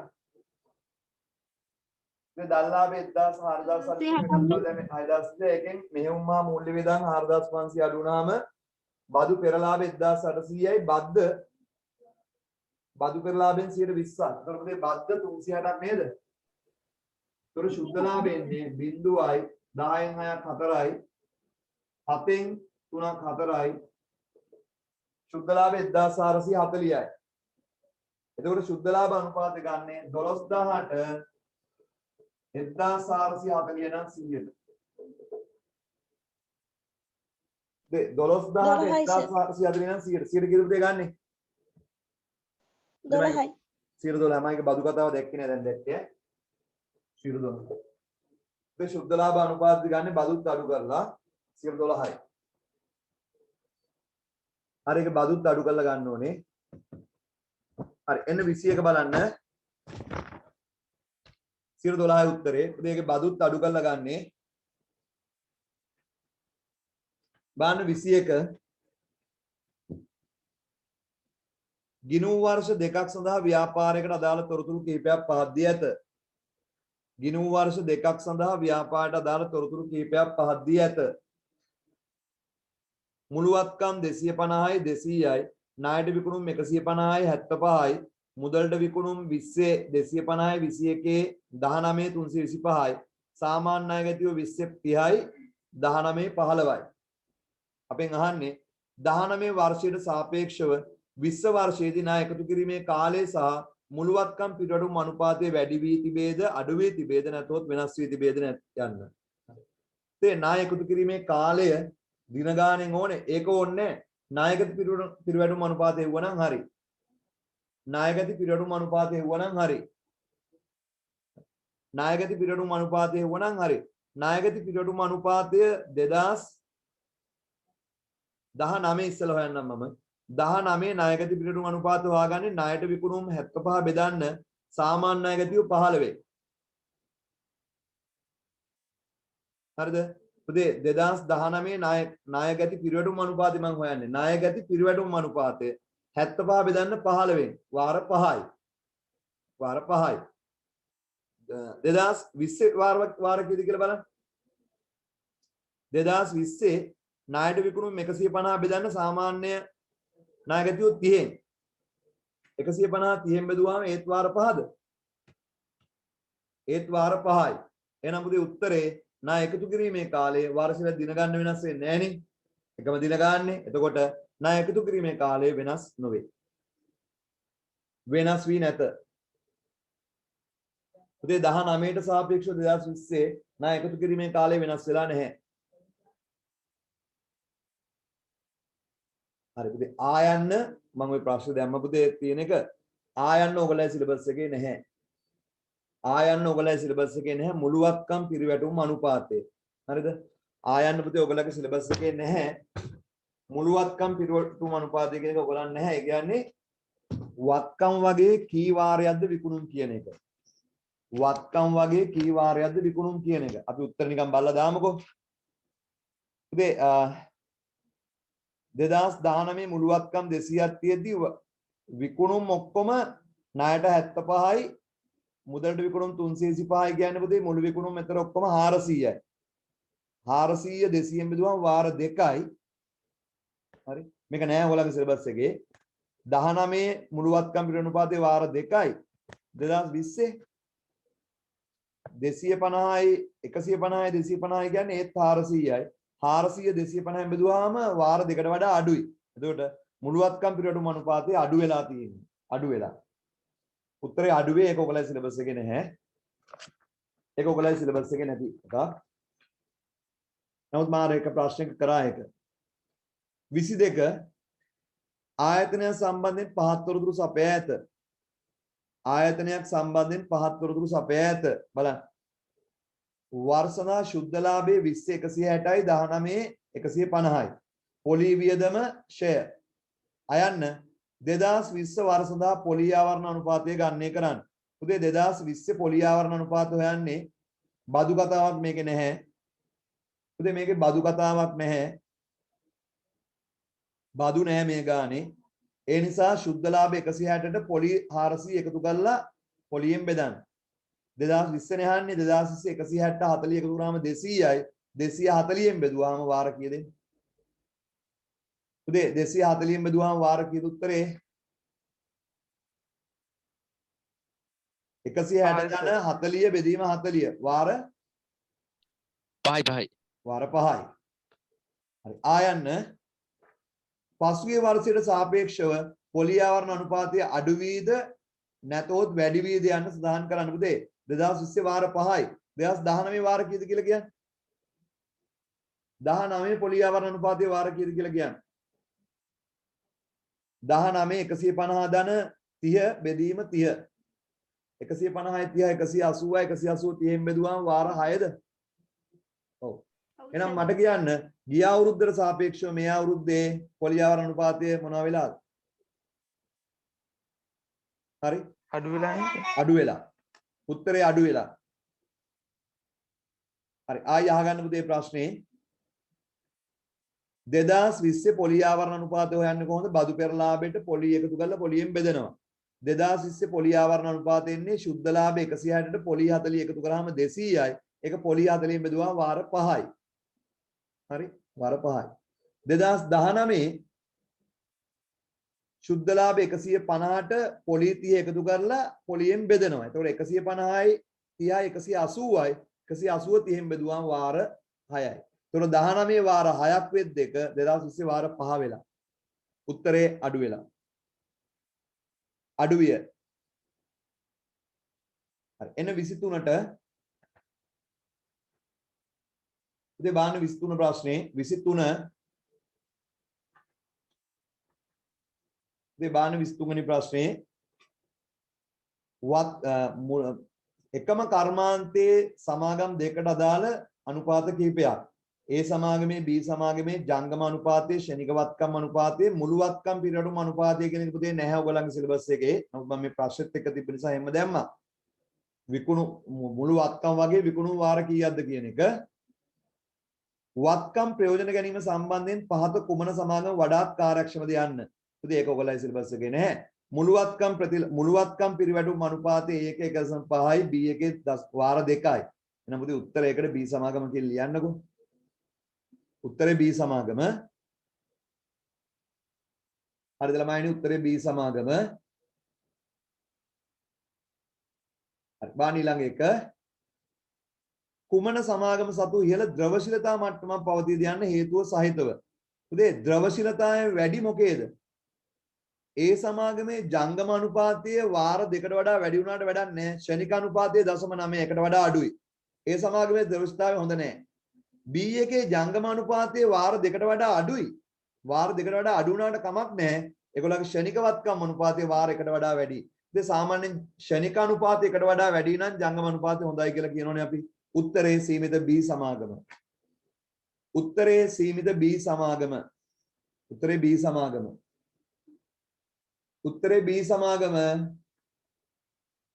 උත්තරේ B සමාගම. හේතුව ලියන්න. හරි. B සමාගම. ඉතින් හේතුව ශනික අනුපාතය වාරයකට වඩා වැඩි නිසා. ශනික අනුපාතය වාරයකට වඩා වැඩි නිසා. ශනික අනුපාතය වාරයකට වඩා වැඩි නිසා. පැහැදිලිද ඔක්කොටම? ශනික අනුපාතයේ වාරයකට වඩා වැඩි නිසා. ඊළඟ ප්‍රශ්නෙට එන්න 24. ඉතින් ඔක්කොලා බලන්න 24 වෙනි ප්‍රශ්නේ.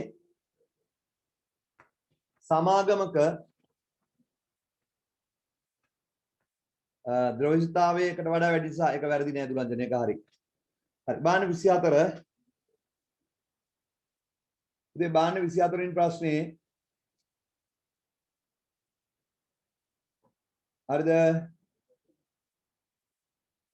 බාන්න 24 වෙනි ප්‍රශ්නේ ප්‍රවර්තන වර්ෂයේ හරිද ප්‍රවර්තන වර්ෂයේ සමාගම ගිණුම් කරන අනුපාත සම්බන්ධයෙන් පහත කුමන ප්‍රකාශය අසත්‍ය වේද? බලන්න සමාගම ගිණුම් කරන අනුපාත සම්බන්ධයෙන් පහත කුමන ප්‍රකාශය අසත්‍ය වේද? බොරු එක අහන්නේ. ඔය අනුපාත ඔය ප්‍රකාශ පහෙන් එකක් බොරු එක අහන්නේ. හතරක් හරි. ප්‍රවර්තන වර්ෂයේ ආදායම් බදු අනුපාතයේ වැඩිවීමක් පොලි ආවරණ අනුපාතයට බලපෑමක් ඇති නොකෙරේ. ඔව්. ඒක හරි. අයියේ. අපි පුතේ පොලි ආවරණ අනුපාතද ගන්න බදු පෙරලාභේ. ඒකට බදු පෙරලාභේ ගත්තාම ඒක බලපාන්නේ නැහැ.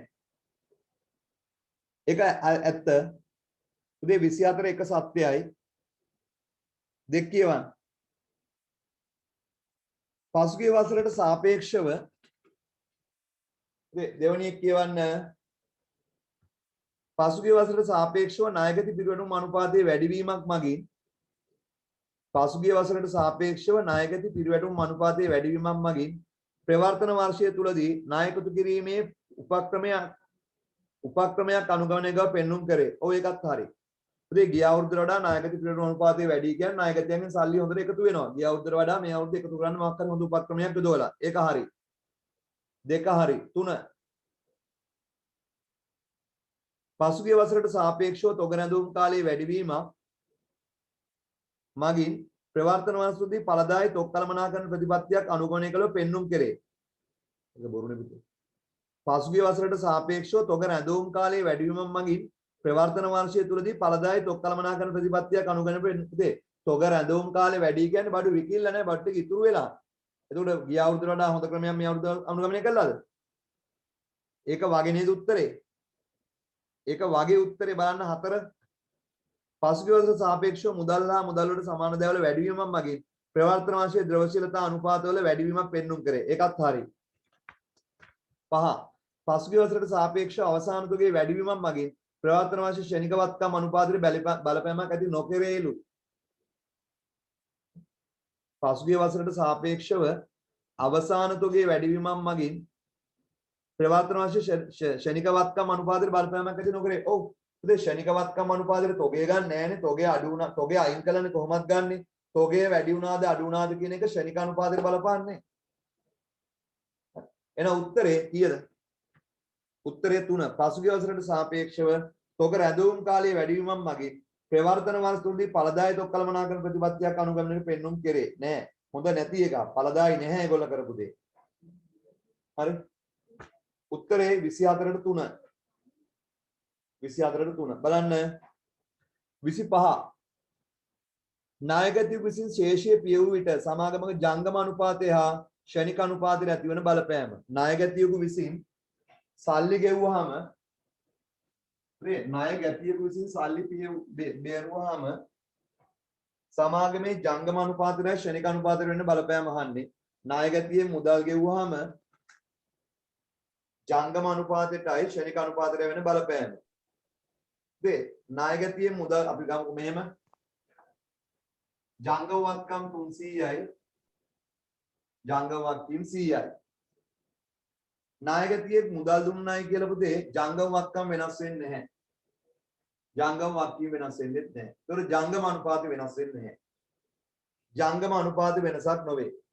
පුතේ ශනික අනුපාතය වෙනස් වෙන්නේ නැහැ. අයියේ තොගේට බලපෑමක් නැහැනේ. තොගේ වැඩි වෙන්නේ නැහැනේ.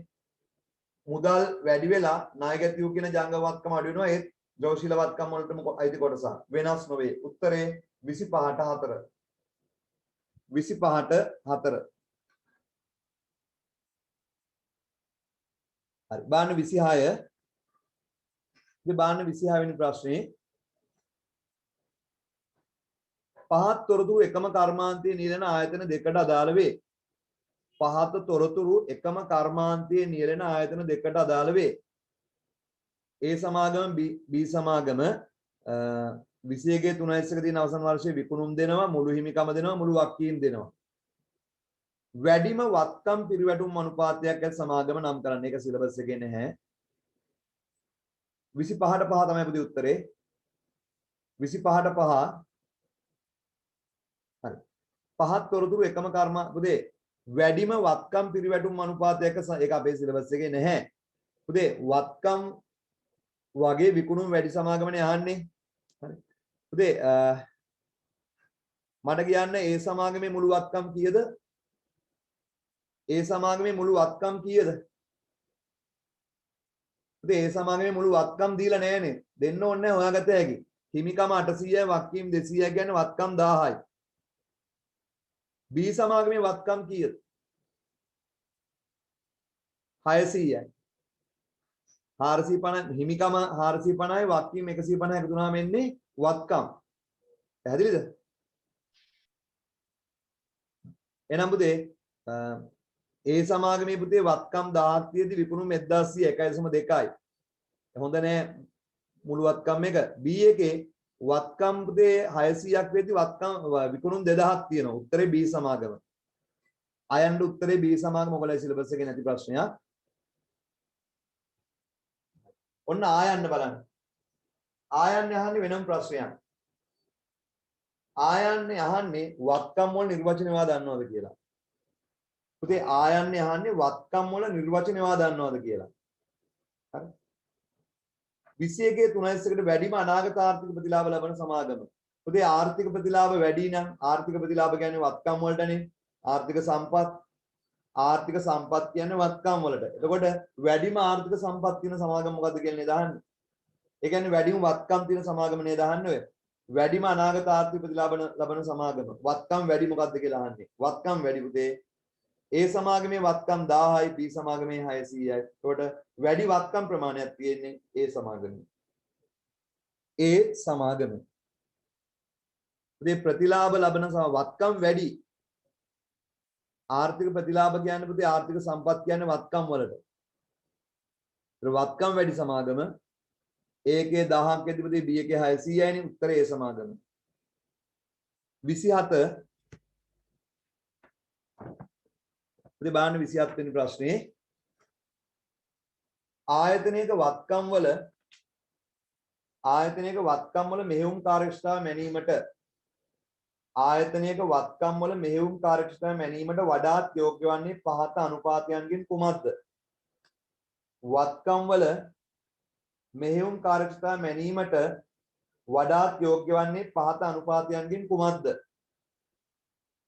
ආයතනයක වත්කම් වල මෙහෙයුම් කාර්යක්ෂමතාවය වැඩි වීමට යෝග්‍ය වන්නේ පුතේ වත්කම් වල කාර්යක්ෂමතාවය මනින්න පුතේ මෙතන තියෙන අනුපාතයෙන් බලන්න සුද්ධ ලාභය කියන්නේ ද්‍රවශීලතා අනුපාතය. වත්කම් පිරිවැටුම් අනුපාතය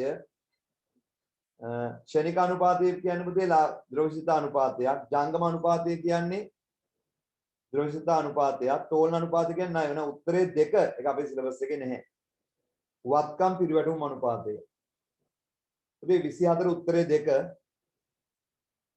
ඒක සිලබස් එකේ නැති අනුපාතයක්. 28 බලන්න 21 3.30ක දින අවසන් වර්ෂදා සීමිත සමන් පොත් සමානට පහත් තොරතුරු අදාළ වේ.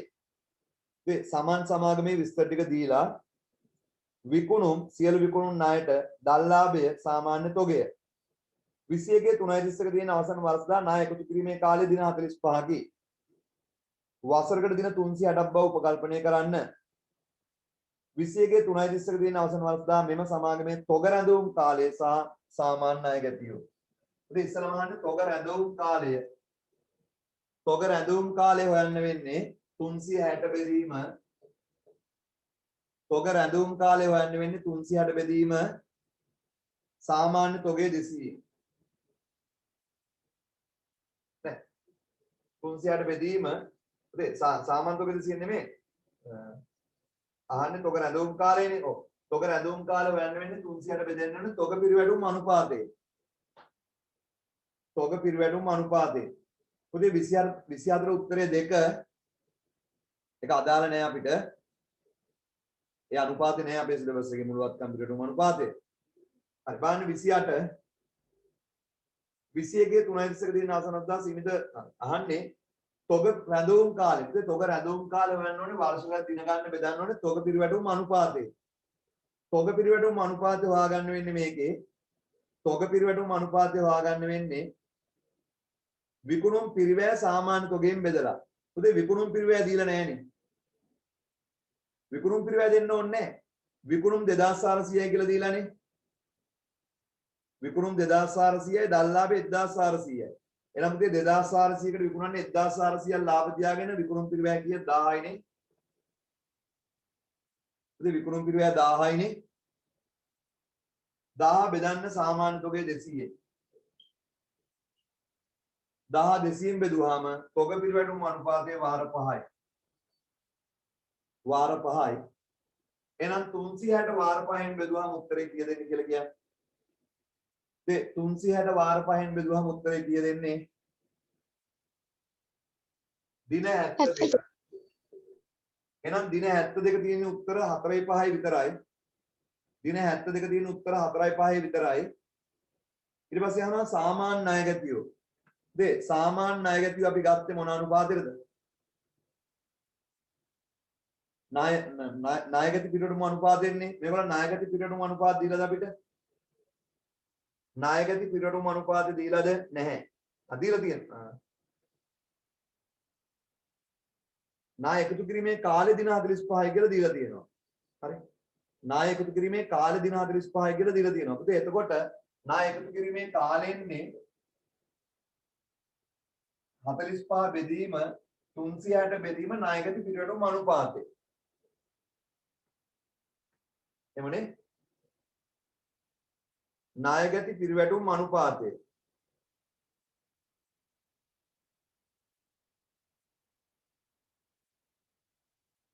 ණය එකතු කිරීමේ කාලය දින 45යි. ඔව් පුතේ දැන් එහෙනම් ඔයා ණය ගැති පිරිවැඩුම් අනුපාතය හොයාගත්ත හැකියි. පුතේ ණය ගැති පිරිවැඩුම් අනුපාතය කීයද කියලා බලන්න එන්න පුතේ කීයද එන්නේ?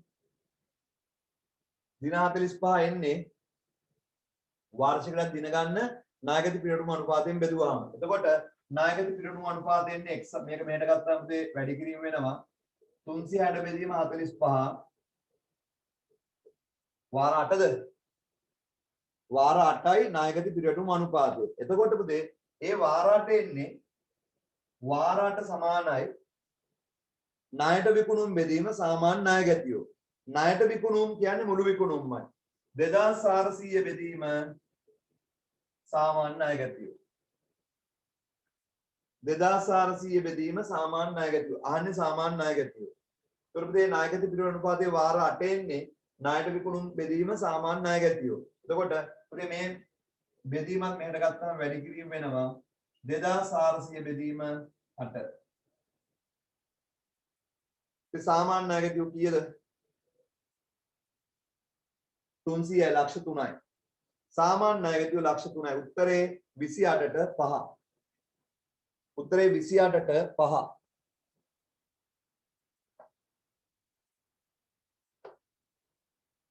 විසි අටට පහ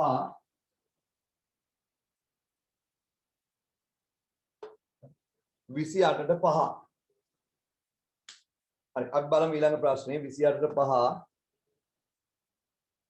29 පුතේ 29ට උත්තර දෙන්න මේ තොරතුරු භාවිතා කරන්නලු.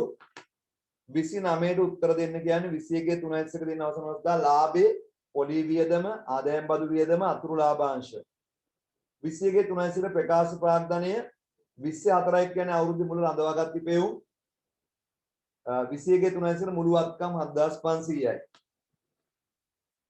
හරි අපෙන් අහන්නේ පහත් දෑ ගණනය කරන්න පොලි ආවරණ අනුපාතය.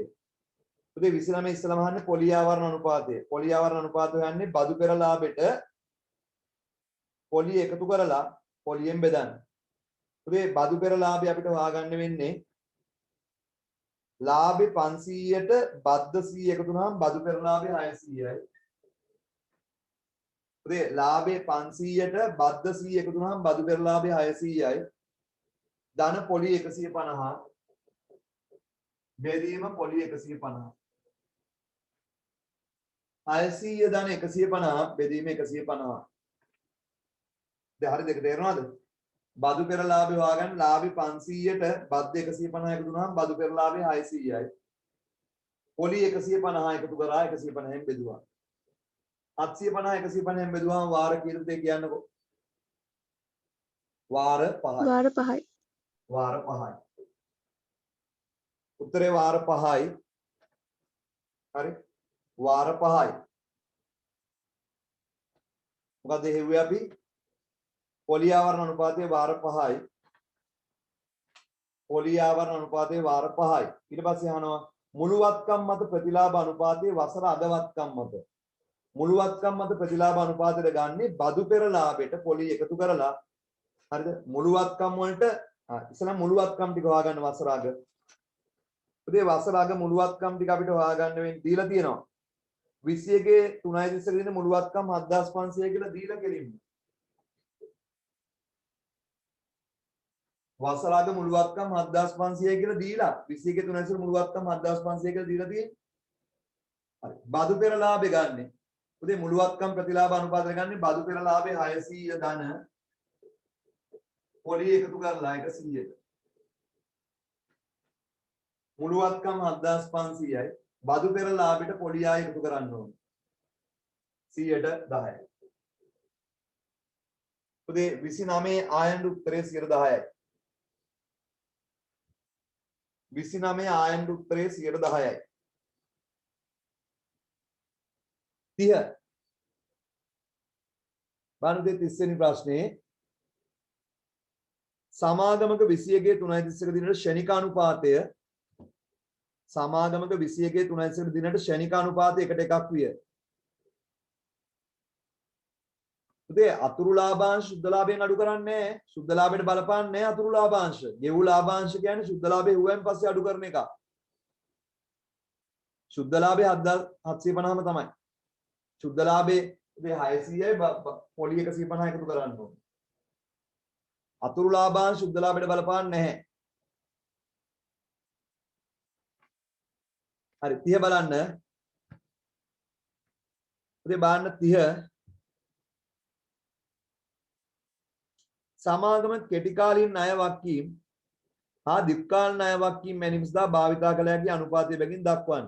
ඒ කියන්නේ මේ කෙටි කාලීන නුබුන්වත්භාවයයි දීර්ඝකාලීන නුබුන්වත්භාවයයි නහන්නේ.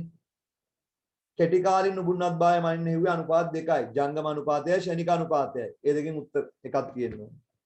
කෙටි කාලීන ණය වක්කීම් පිරීමේ හැකියාව තියෙන මුදේ එක්ක ජංගම අනුපාතය නැත්නම් ෂණික අනුපාතය. 31ට ජංගම අනුපාතය හෝ ෂණික අනුපාතය උත්තර ලියලා තියෙන්න ඕනේ. ජංගම අනුපාතය හෝ ෂණික අනුපාතය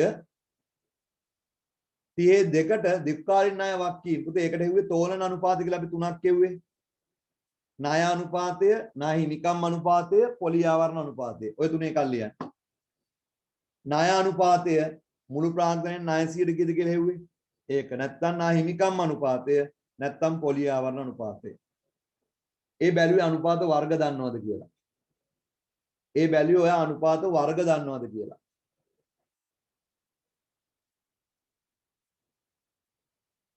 හරිද? 31ට 31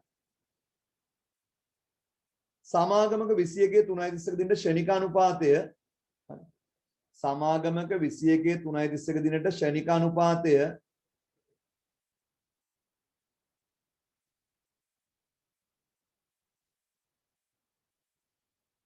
හරි බලන්න පුතේ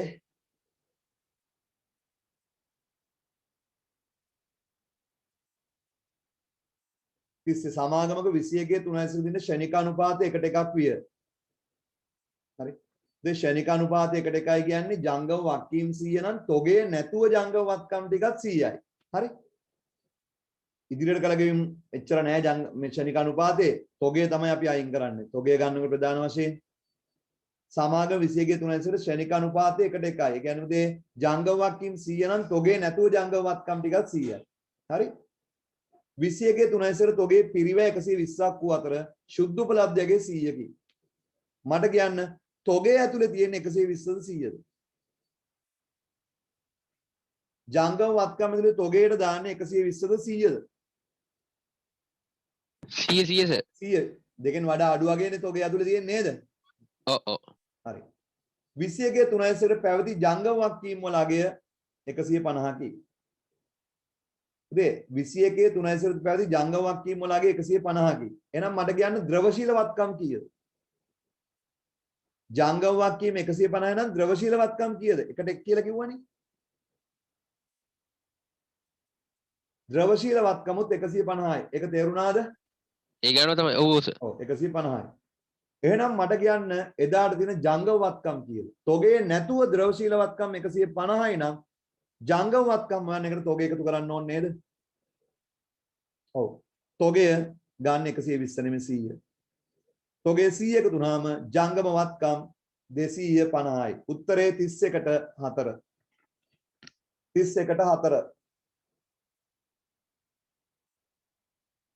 උදේ ඔයගලන්ට තේරෙනවද දැන් ඔයගොල්ලෝ හිතුවේ මේ අනුපාත ටික කටපාඩම් කරගත්තාම ඔක්කොම හරි කියලා නේද?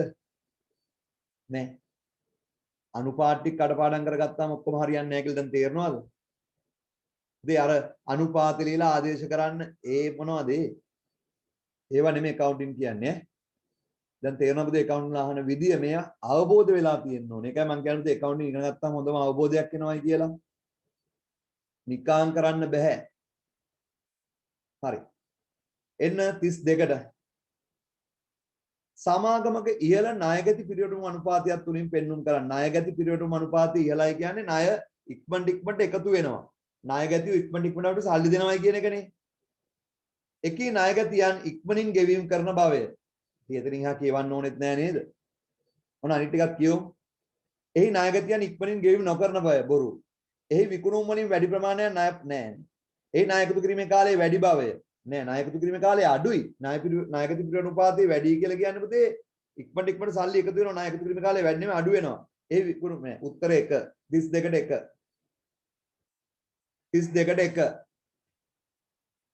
හරි 32ට 1 33 සමාගමක ජංගම අනුපාතය සහ ශ්‍රේණික අනුපාතයේ පිළිවෙලින් ජංගම අනුපාත සහ ශ්‍රේණික අනුපාතයේ පිළිවෙලින් වාර 1.2 සහ වාර 8ක් විය.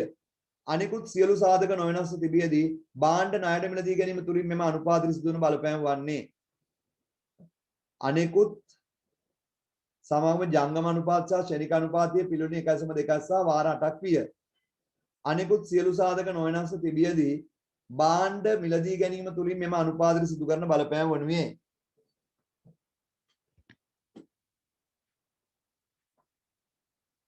අහගෙන ඉන්න හදලා ගන්න තියෙන්නේ ජංගම අනුපාතය වාර 1.2යි මම මෙහෙම ගන්නවා ජංගම අනුපාතය වාර 1.2යි කියන්නේ ජංගම අනුපාතය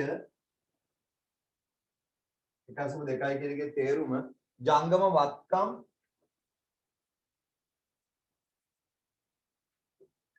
ජංගම වත්කම් 1200 නම් ජංගම වත්කම් 1000යි. කොහොමනේ? ඒතර 1200 1000න් බෙදුවාම තමයි කීයෙන්නේද? 1.2 එන්නේ. හරි? මේගොල්ලෝ කියනවා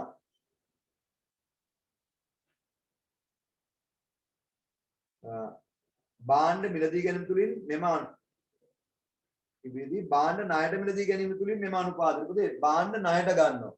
අපි හිතමු 200ක බඩු ණයට ගන්නවා. 200ක බඩු ණයට ගත්තාම බඩු තොගයට 200ක් එකතු වෙනවා. හරිනේ? බඩු ණයට ගත්තාම උදේ බඩු තොගේ වැඩි වෙනවා 200කින්. එතකොට ජංගම වත්කම් 1400 වෙනවා. ඒතර අපි ණයෙන්නේ ගන්න පුතේ එතකොට ණයින් උත් 200කින් වැඩි වෙනවා. ඒතකොට ජංගම වත්කම් 1200 වෙනවා. එතකොට 1400 1200න් බෙදුවාම 14 12න් බෙදුවාම කියන උත්තරේ කියන්නේ 1412න් බෙදුවාම කැල්ල එකක් ඇතිනේ ඔයගොල්ලෝ ගාව කියන්න උත්තරේ 1.16ක් 1.16. ඒ කියන්නේ පුතේ මේ වෙලාවේ මේ ජංගම අනුපාත 1.2ක් තියෙන වෙලාවේ ණයට බඩු ගත්තොත් ජංගම අනුපාත තවත් අඩු වෙනවා. දැක්කද? 1.2 1 උත්තරේ අඩු වේ. එතකොට ජංගම අනුපාතය අඩු වේ. ඒතර උත්තරවතේ 1 2 5යි අයින් කරත හැකි. ශ්‍රේණික අනුපාතය 800යි කියන්නේ තොගය නැතුව වත්කම් 800යි ජංගම වත්කම් 1000යි. ශ්‍රේණික අනුපාතය 0.8යි කියන්නේ තොගේ නැතුව වත්කම් 800යි ජංගම වත්කම් 1000ම තමයි ඈ. තොගයක් ණයට ගත්තාම ද්‍රවශීල වත්කම් වලට බලපෑමක් නැහැ. මේ 800ට ඒක එකතු වෙන්නේ නැහැ. තොගේ නැති ගන්න මේ තියෙන්නේ. එතකොට තොගේ ණයට ගත්තාම ද්‍රවශීල වත්කම් 800මයි. තොගේට බලපන්නේ නැහැ ඒක. ජංගම වත්කම් 11200 වෙනවා. එතකොට 800 1200න් බෙදුවාම ඉතින් උත්තරේ කියනවාද උත්තරේ කියලා 800 1200න් බෙදුවාම 0.6යි. 0.6යි. පුතේ ඒකත් මොකද වෙන්නේ? අඩු වෙනවා. 0.8 තිබ්බ එක 0.6 වුණා. උත්තරේ කීයද? උත්තරේ 3 නේද? පුතේ ජංගම අනුපාතයත් අඩුවේ ශනික අනුපාතයත් අඩුවේ. උත්තරේ 3. 33ට උත්තරේ 3. පුතේ ඒක උත්තරේ ගත්ත හැටි තේරෙනවද නේද ඔයගොල්ලන්ට? ජංගම අනුපාතයේ 1.2යි ගුවාම මම ගත්තේ ජංගම වත්කම් 1200 ජංගම වත්කම් 1000යි. 1.2 ආව එහෙමනේ. එතකොට මම හිතලා ගත්තා 200 කට ණයට ගන්නවා. එතකොට ජංගම වත්කම් වලට 200 එකතු වෙනවා බඩු තොගය. ජංගම වත්කම් වලට එකතු වුණාම එතකොට 1400 1.6යි. ශනික අනුපාතයේ 0.8යි කියලා කියන්නේ 810න් බෙදුවාමනේ. හරි. බඩු 200ක බඩු ණයට ගත්තයි කිව්වට ඒක ශනික වත්කම් වලට බලපෑමක් වෙන්නේ නැහැ. 800ම තමයි තොගේ වැඩි වුණායි කියලා පුතේ ශනික වත්කම් වලට බලපෑමක් වෙන්නේ නැහැ. 800යි. හැබැයි ජංගම වත්කම් 10යි 1200 වුණා නේද? එතකොට උත්තරේ දශම දෙකම අඩුවේ. බලන්න 34 වෙනි ප්‍රශ්නේ 34 21 දිනෙන් අවසන් වර්ෂදා සමාගමක ආදායම් ප්‍රකාශයෙන් පහත් වරුදු ප්‍රගන්න ලදී. විකුණුම් 4000යි ලාභේ 200යි පොලි වියදම 60යි ආදායම් බදු වියදම 40යි. 21 දින අවසන් වර්ෂදා ශුද්ධ ලාභ අනුපාතය සහ පොලි අවර්ණ අනුපාතය. උදේ ශුද්ධ ලාභ අනුපාතය හොයාගන්නේ විකුණුම් වලට ශුද්ධ ලාභය කීයද? උදේ විකුණුම් වලට ශුද්ධ ලාභය 4000 විකුණුම් 4000යි ශුද්ධ ලාභය 200යි. 4000ට 200 නම් සිර කිරි ගබ 4000ට 200 නම් 100ට උදේ ශුද්ධ ලාභ අනුපාතය කීයද? 5යි. ශුද්ධ 5යි. සර් ඒකේ ආදායම් බදු ගලපන්නේ නැද්ද? උදේ ලාභය කිව්වහම ශුද්ධ ලාභ අනුපාතය ගන්න කෙලිම ශුද්ධ ලාභය. ශුද්ධ ලාභය කිව්වහම බදු ඔක්කොම මොන වෙලාවද තියෙන්නේ? අයින් වෙලා. අයින් වෙලා. අයි බදු ගලපන්න දෙයක් නැහැ. ශුද්ධ ලාභ අනුපාතය 5යි. හරි නේද?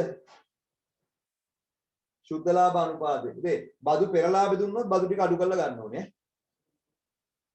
කෙලිම ශුද්ධ ලාභ දුන්නාම බදු අඩු වෙලා තියෙනවා. පොලි ආවරණ අනුපාතය උදේ පොලි ආවරණ අනුපාතය බදු පෙරලාභය ගන්න ඕනේ. දැන් ශුද්ධ ලාභය 200නේ. ශුද්ධ ලාභය 200යි බදු 40යි. ඒතකොට බදු පෙරලාභය 240යි. බදු පෙරලාභය 240යි. පොලි කීයද? 60යි. 240 ධන 60 බෙදීම 60. වාර කීයද? මේ වාර කීයද? වාර 5ද? 5 පාස. වාර 5යි. හරි. පුතේ එතකොට අනුපාත පාඩම මේක කරාම ඉවරටම ඉවරයි ඈ. පුතේ අනුපාත ඕගොල්ලන්ට ගණන් හදන ඒවා කෙටි ප්‍රශ්න ඔක්කොම කරලා ආයෙ රිවිෂන් පන්තියෙත් කරනවා පුතේ. රිවිෂන් පන්තියෙත් මේ ටික කරලා බෑයි කියනවා ඉතින් පුතේ ලෝක ලෙඩක්. දැන් තියරි පන්තියෙන් Tamanට තේරෙනවා මොනවද මේක අපි ඉගෙන ගන්න. ඒතකොට රිවිෂන් පන්තිය කරද්දී මේක මහන්සි වෙලා ඉගෙන ගන්න. මේවා තමයි අහන්නේ. මේවා තමයි අහන්නේ කියලා තේරෙන්න ඕනේ. ඉතින් නිකාම් මේ සරල ප්‍රශ්න පත්‍රයක් එන්නේ නැහැ. මේක උසස් විභාගේ ඔන්න මෙන්න තියලා නේද මේ ටික එන්නේ සමාගම් එක්කම. ඔව් දැන් තාම ඔන්න මෙන්න කියනවෙන් තව ඔන්න මෙන්න කාලයක් නැහැ නේ බං. මේ දැන් ජූලි ඉවරයි. අගෝස්තු සැප්තැම්බර් ඔක්තෝබර් නොවැම්බර් විභාගේ තියෙනවා.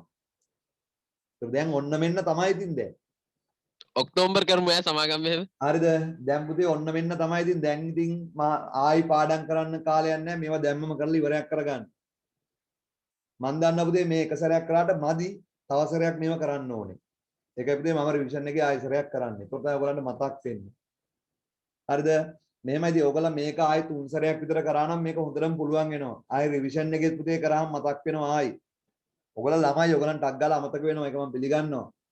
ඒ අමතක වෙන එකට පුතේ නැවත නැවත කරන්න ඕනේ. ඒකයි කරන්න තියෙන්නේ. හරි. දැන් මේවා ආයි සැරයක් කරලා ඉවර කරලා තියන්න. රිවිෂන් එකේ වෙද්දී ආයි මතක් වෙන්න. ඉතින් ආයි මෙන්න මුකුත් කරන්න ඕනේ. මම මේ පන්තියේ කරන ටික මම ඔය කරලා තියෙන ටියුට් ටික ගණන් ටිකයි මම කරන පේපර්ස් ටිකයි කරා නම් උඩටම ඇති. ආයි වෙන මුකුත් දඟලන්න දෙයක් නැහැ. අර පන්තියේ පුතේ නයිට් ක්ලාස් එකක් දාලා ඒකේ මෝර්නින් පේපර් ක්ලාස් එකක් දාලා ඒව ඔයගලන්ට අදාළ නැහැ. හරි. ඕගොල්ලෝ මම මේ කියන වැඩ ටික කරන්න. දේ අපේ මිනිස්සුගේ සැනසීමන්නේ අර පන්ති අර සර් කරනවා මේ සර් මෙහෙම කරනවා එහෙමයි ළමයිට තියෙන ප්‍රශ්නේ. ඔයා ගැන විශ්වාස තියලා මං ගැන විශ්වාස තියලා මේ කරන වැඩ ටික කරන්න පුතේ මේ ඔක්කොම දේවල් ටික ඔයගොල්ලන් දාලා තියෙනවා. හරිද? හරි. බාන 34. නේ අපි ඉවර කරේ 35ට අන්තිම ප්‍රශ්නේ. ඔය මට මතක හැටියට 2018ද මම 2020ද කොහෙද? පුතේ මේකත් අහගන්න. අලුත් ළමයි ඉන්නවනම් පුතේ දැන් හරි සම්බන්ධ වෙන්න කියන්න දැනුත් ඇති කාල. දැනුත් ඇති. අලුත් ළමයි ඉන්නවනම් පුතේ දැන් උනා සම්බන්ධ වෙන්න කියලා කියන්න පුතේ. තාම එහෙම මේ මාස තුනේ පුතේ හරියට ගේම ගැහුවොත් ගොඩ. එහෙනම් මතක තියාගන්න ඕගොල්ලෝ මෙච්චර කල් පාඩම් නොකර වැඩ නොකර හිටියනම් තව මාස 3මාරක් තියෙනවා. අගෝස්තු සැප්තැම්බර් ඔක්තෝබර් නොවැම්බර් මාස දවස් 15ක් තියෙනවා. accounts වලට තව මාස 4කට වැඩි තියෙනවා. accounting වලට. අනිවාර්යයෙන්ම ඒකක් ගන්න මේ කාලේ ඇති ඈ. ඔය අද ඉඳලා වැඩ කරන්න accounting. අනිවාර්යයෙන් ඒකට යත හැකියි. හරිද? accounting එකක් ගන්නවා කියලා පුතේ කොහොම හරි වැඩ කරන්න. මේ මම කියන දේ ටික කරන්න. හරි. පුතේ අලුත් යාළුවෝ ඉන්නවනම් එන්න කියලා කියන්න පුතේ. ඒ ළමයි දැන් අන්තිමට තියරි රිවිෂන් කියලා දෙකක් නෑ ඒ ළමයිට. ඒ ළමයිට දැන් තියරි පන්ති රිවිෂන් පන්ති දෙක එකතු කරලා ඔය උදේ ඉඳලා හවස වෙනකම් කරනවා. හරි. ඒ නිසා පුතේ පව් ඒ ළමයි එන්න කියන්න පුතේ. තාම පුතේ තියරි පන්ති ආවත් තව ලකුණු තියෙනවා. තියරි පන්තියට ආවත් තව ලකුණු 400න් තියෙනවා. තව ලකුණු 100කට කිට්ටුව. 400. රිවිෂන් පන්තියේ 400න් තව 250කට 300කට 300ක් තියෙනවා. රිවිෂන් පන්ති 400න් 300ක් තව රිවිෂන් පන්තිය තියෙනවා. දැන් වුණාද කියමුද? රිවිෂන් පන්තිය තව තියෙනවා 400න් ලකුණු 300ක්. තියරි පන්තිය තියෙනවා 400න් 100ට වඩා තියෙනවා. එහෙනම් මේ ටික කරගත්තා නම් ගොඩ. ඉතින් මේ වැඩ ටික කරගත්තා නම් ගොඩ. දැන් ඉඳලා වැඩ කරන්න අද ඉඳලා වැඩ කරන්න accounting. ඒකට යන්න පුළුවන් accounting පුතේ A එකක් B එකක් ගත්තේ නැත්නම් වැඩකුත් නැත. කරන්න පුතේ මහන්සිලා පාඩම් කරන්න පුළුවන්. අතාරින්න එපා. හරි. ආයතනයේ ගිණුම් කරන අනුපාත විශ්ලේෂණය හා සම්බන්ධ පහත ප්‍රකාශ සත්‍යද අසත්‍යද යන සඳහන් කරන්න. ඉහළ තොග පිරිවැටුම් අනුපාතයක් ඉහළ තොග පිරිවැටුම් අනුපාතය තොගේ විකින්න වාර සංඛ්‍යාව වැඩි කියලා කියන්නේ අඩු තොග රැඳවුම් කාලයක් පෙන්눔 කරයි. සත්‍යයි. සත්‍යයි. ඒකට උත්තරේ සත්‍යයි. B නායකතියන්ගේ මුදල් එකතු කර ගැනීම තුලින් ජංගම අනුපාතය අඩු වේ. අසත්‍යයි. පුතේ නායකතියන්ගේ මුදල් එකතු කරයි කියලා ජංගම වත්කම් වලට මොකුත් වෙන්නේ නැහැ. ජංගම වත්කම් වලට මොකුත් වෙන්නේත් නැහැ. එතකොට අඩුවේ නෙමෙයි අසත්‍යයි. මට මතක හිටියද 2020 A level ද කොහෙද ඔය? ඔය 2020 A level ද කොහෙද තමයි පොඩ්ඩක් මම බලන්න කියන්නම්.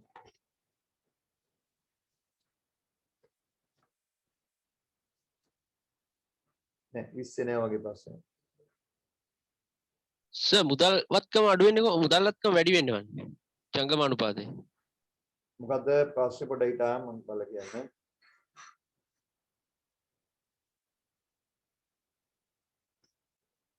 මොකද්ද බාහන ප්‍රශ්නේ? නායකතියන් මුදල් එකතු කරගෙන තුලින් ජංගම අනුපාතයට මොකුත් වෙනවද කියලා අහන්නේ. ජංගම අනුපාතය යන්නේ ජංගම වත්කම් වලින් ජංගම වත්කම් බෙදලා. නායකතියන්ගේ මුදල් ලැබුණයි කියලා ජංගම වත්කම් වල කිසි දෙයක් වෙන්නේ නැහැ. ජංගම වත්කම් වලත් ගාන වෙනසක් වෙනවද? මුදල් කියන ජංගම වත්කම් වැඩි වෙනවා. නායකතියෝ කියන ජංගම වත්කම ඒ ගානින්ම අඩු වෙලා. ඒතකොට මුළු ජංගම වත්කම වල වෙනසක් වෙන්නේ නැහැ. ඒතකොට ජංගම අනුපාතය අඩු කරන්නේ අසත්‍යයි. C ඉහළ පොලියාවරණ අනුපාතයක්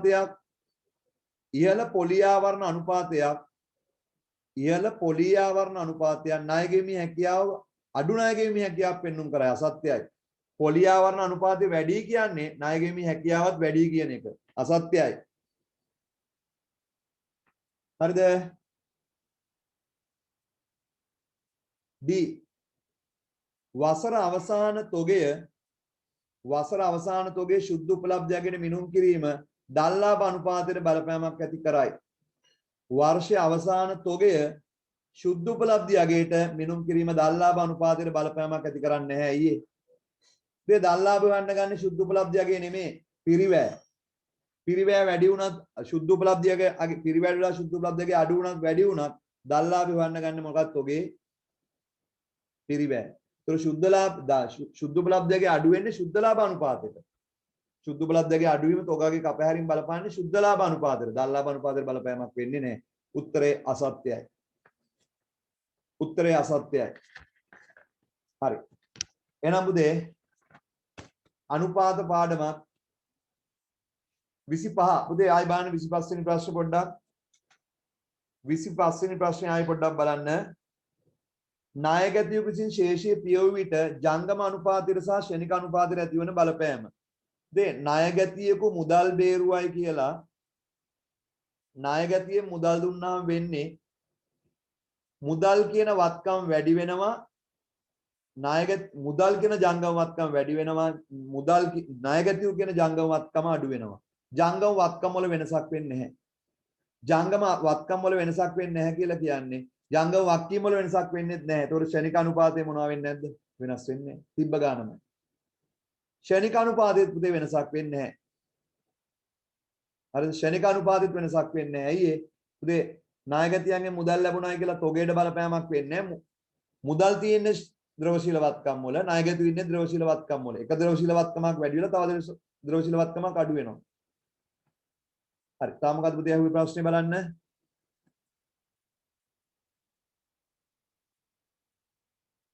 තිස් හතරේ මුල් එක හැර අනෙක් සේරම හරි. 34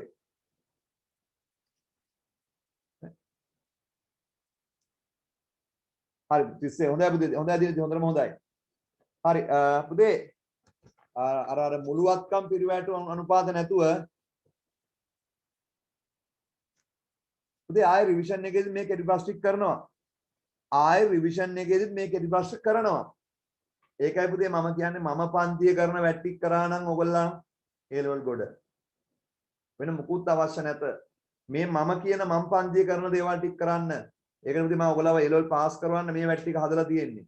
නැතුව අර පන්තිය මෙහෙම කරනවා මේ පන්තිය මෙහෙම කරනවා අනේ ළමයි ටික හෙට යයිද කියලා බය ඒ බයට නෙමෙයි පුතේ මම උගන්වන්නේ. මම උගන්වන්නේ පුතේ ඔයගලන්ට හරි දේ. අර පන්තිය අර කරනවා මෙයා මේක කරනවා කියලා පුතේ ඔක්කොම කරන දේවල් මම කරන්නේ මම කරන්නේ මට හරි දේ. ළමයාට ලැබෙන උපරිම දේ කවුරු මොනවා කළත් මට අදාළ නැත. හරි. පුතේ අවිස්සාවේල් නගරයට ආවා. ලංකාවේ ඉන්න ඉහළ ලංකාවේ ජනප්‍රියයි මම හොඳමයි කියලා කියන්නේ. ජනප්‍රියයි කියන ඔක්කොම ගුරුවරු ටික පුතේ මම සීසුම නිද්දි අනිත් පැත්තට අවිස්සාවේල් ආවේ. ඔයාලා බලන්න. හරිද? ඒගොල්ලෝ පුතේ ළමයිට කාර් දීලා ෆොටෝ දැම්මා. ලංකාවේ පළවෙනි කියලා මෙන්න කාර් එකක් කියලා ෆොටෝ දැම්මා. හරිද? එක එක්කෙනා පුතේ සමහර ළමයි සමහරක් ගුරුවරු රත්නපුරේ උගන්න ගමන් මේ ඇවිල්ලා ඩමි දාලා ඉගන්නුවා. හරිද? නම දාලා ඉගන්නුවා. පුතේ අන්තිමට ඔක්කොටම මොකද උනේ? ඔක්කොම දාලා ගියා. හරි. ඒ පුතේ මම ඒගොල්ලෝ දැඟලුවාට මම දඟලන්න ගියේ නෑ. මම මගේ වැඩේ කරා එච්චර. මම ඔයගලන්ටත් කියන්නේ එච්චර. ඒවම බොරු වැඩනේ සර්. හරිද? පුතේ කවුරු දැඟලුවත් ඔයා ඔයාගේ වැඩේ ඔයාගෙන විශ්වාසීල වැඩේ කරන්න එච්චරයි. ඒ හොඳම උදාහරණය මම. හරිද? අවිස්සාවෙල් ඇවිල්ලා පුතේ ගුරුවරු කොච්චර දැඟලුවද? හරිද? මට පුතේ එක එක දේවල් කිය කරා. නමුත් මේ මම හරි දේ ඔයගලන්ට කරනවා ඔයගොල්ලෝ වෙටික් කරන්න. පන්ති ආපු ළමයිගෙන් අහලා බලන්න. හරි. කලින් පන්ති ආපු ළමයිගෙන් අහලා බලන්න අප මොනවද කරේ කියලා. සහ දැන්ට කැම්පස් වලින් ළමයි පිරිස බලන්න පුතේ අවිස්සාවෙල්. හරි. එහෙනම් පුතේ එතකොට මේ පාඩම ඉවරයි අනුපාත පාඩම ඉවරයි. එතකොට ඉරිදා කලමනාකරණ ඉතුරු ටික කරනවා ගණන් හදන්න තියෙනවා. හරිද? එතකොට සිකුරාදට අවිස්සාවෙල් ළමයිට මේ සිකුරාදට පුතේ මම කෙලිම පටන් ගන්නේ අසම්පූර්ණ සටහන්. එතකොට රිවිෂන් එකේ ඉතුරු වෙලා තියෙනව නේද? ෂෙයා ප්‍රශ්න දෙකයි ප්‍රශ්න පත්‍ර 21යි 20යි ඒ දෙක ලබන බ්‍රහස්පතින්ද කතා කරනවා. ඉතින් රිවිෂන් පන්ති තුල තියෙන ෂෙයා ප්‍රශ්න දෙකයි 20යි 21යි පේපර්ස් දෙක ලබන බ්‍රහස්පතින්ද උදේ කතා කරනවා. හරි. එහෙනම් පුතේ අදට පන්තිය මෙතනින් ඉවරයි. මම මේක රෙකෝඩින් එක දාන්නම් අදම. හරි. එහෙනම් පුතේ අදට ඉවරයි.